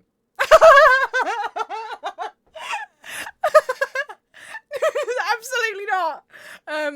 Thanks for the stream. It was really informative and helpful. Stream later on, yes, but on Refinery29's channel. That's where I'll be live. £265 for Mental Health UK. Thank you so much, chat. Thank you very much. I'll leave the donation link open. There's resources and also the extra resources that Rich gave us while I was streaming. I'll pop those in the Discord as well. I popped a bunch of stuff in Discord. Finally home. What have I missed? Oh, Dover. We did a Mental Health UK charity stream today. It was really good. So Michael, thank you so much. Thank you for paying forward your sub and gifting it to Dover. Thank you. Thank you very much. That's very kind. Dover, as always, I hope you love the emotes. All right, chat. So let's go on a Raiderinis. Thank you so much for being here with me today. It was a nice stream. It was nice and different to do something a little bit different as well. Let's go raid Charlotte Tilbury. Davina and Bella are live hosting, and they're wonderful. Once again, but please make sure that you look after yourselves. Make sure that you look out for one another. Super important. It was such a great stream. I thought it was really great because it's super informative. Thank you so much to all of you for being here. The tools and the resources are going to be in Discord. So if you ever need something there, make sure that you check that out as well. Just check out the Mental Health UK website. They also mentioned they're doing a stream on Monday, which I thought was really cool. So we'll keep an eye out for that as well. Yeah. Right. I'll see you guys tonight at, I think it's going to be at like 10 or half 10 or something, just late. late stream tonight, late. In the meantime, I've got a few things that I need to work on, and so I'll see you guys soon. Show Charlotte Tilbury Lovelies a lot of love, which is Bella and Davina. You know Davina, she's 35p ramen. She's in here quite a lot. They're playing Moving Out right now, which is going to be a lot of fun. So thank you so. Oh my goodness gracious, Nostro! Thank you so much for gifting. No way, thank you so much. 305. Thank you so much. 305. Oh my god, Mark! Thank you so much. Thank you so much.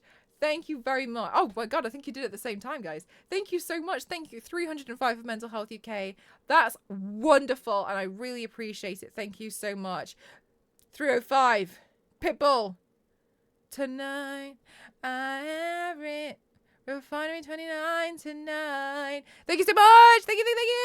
Bye. I'll be joining and listening to the show. Bye.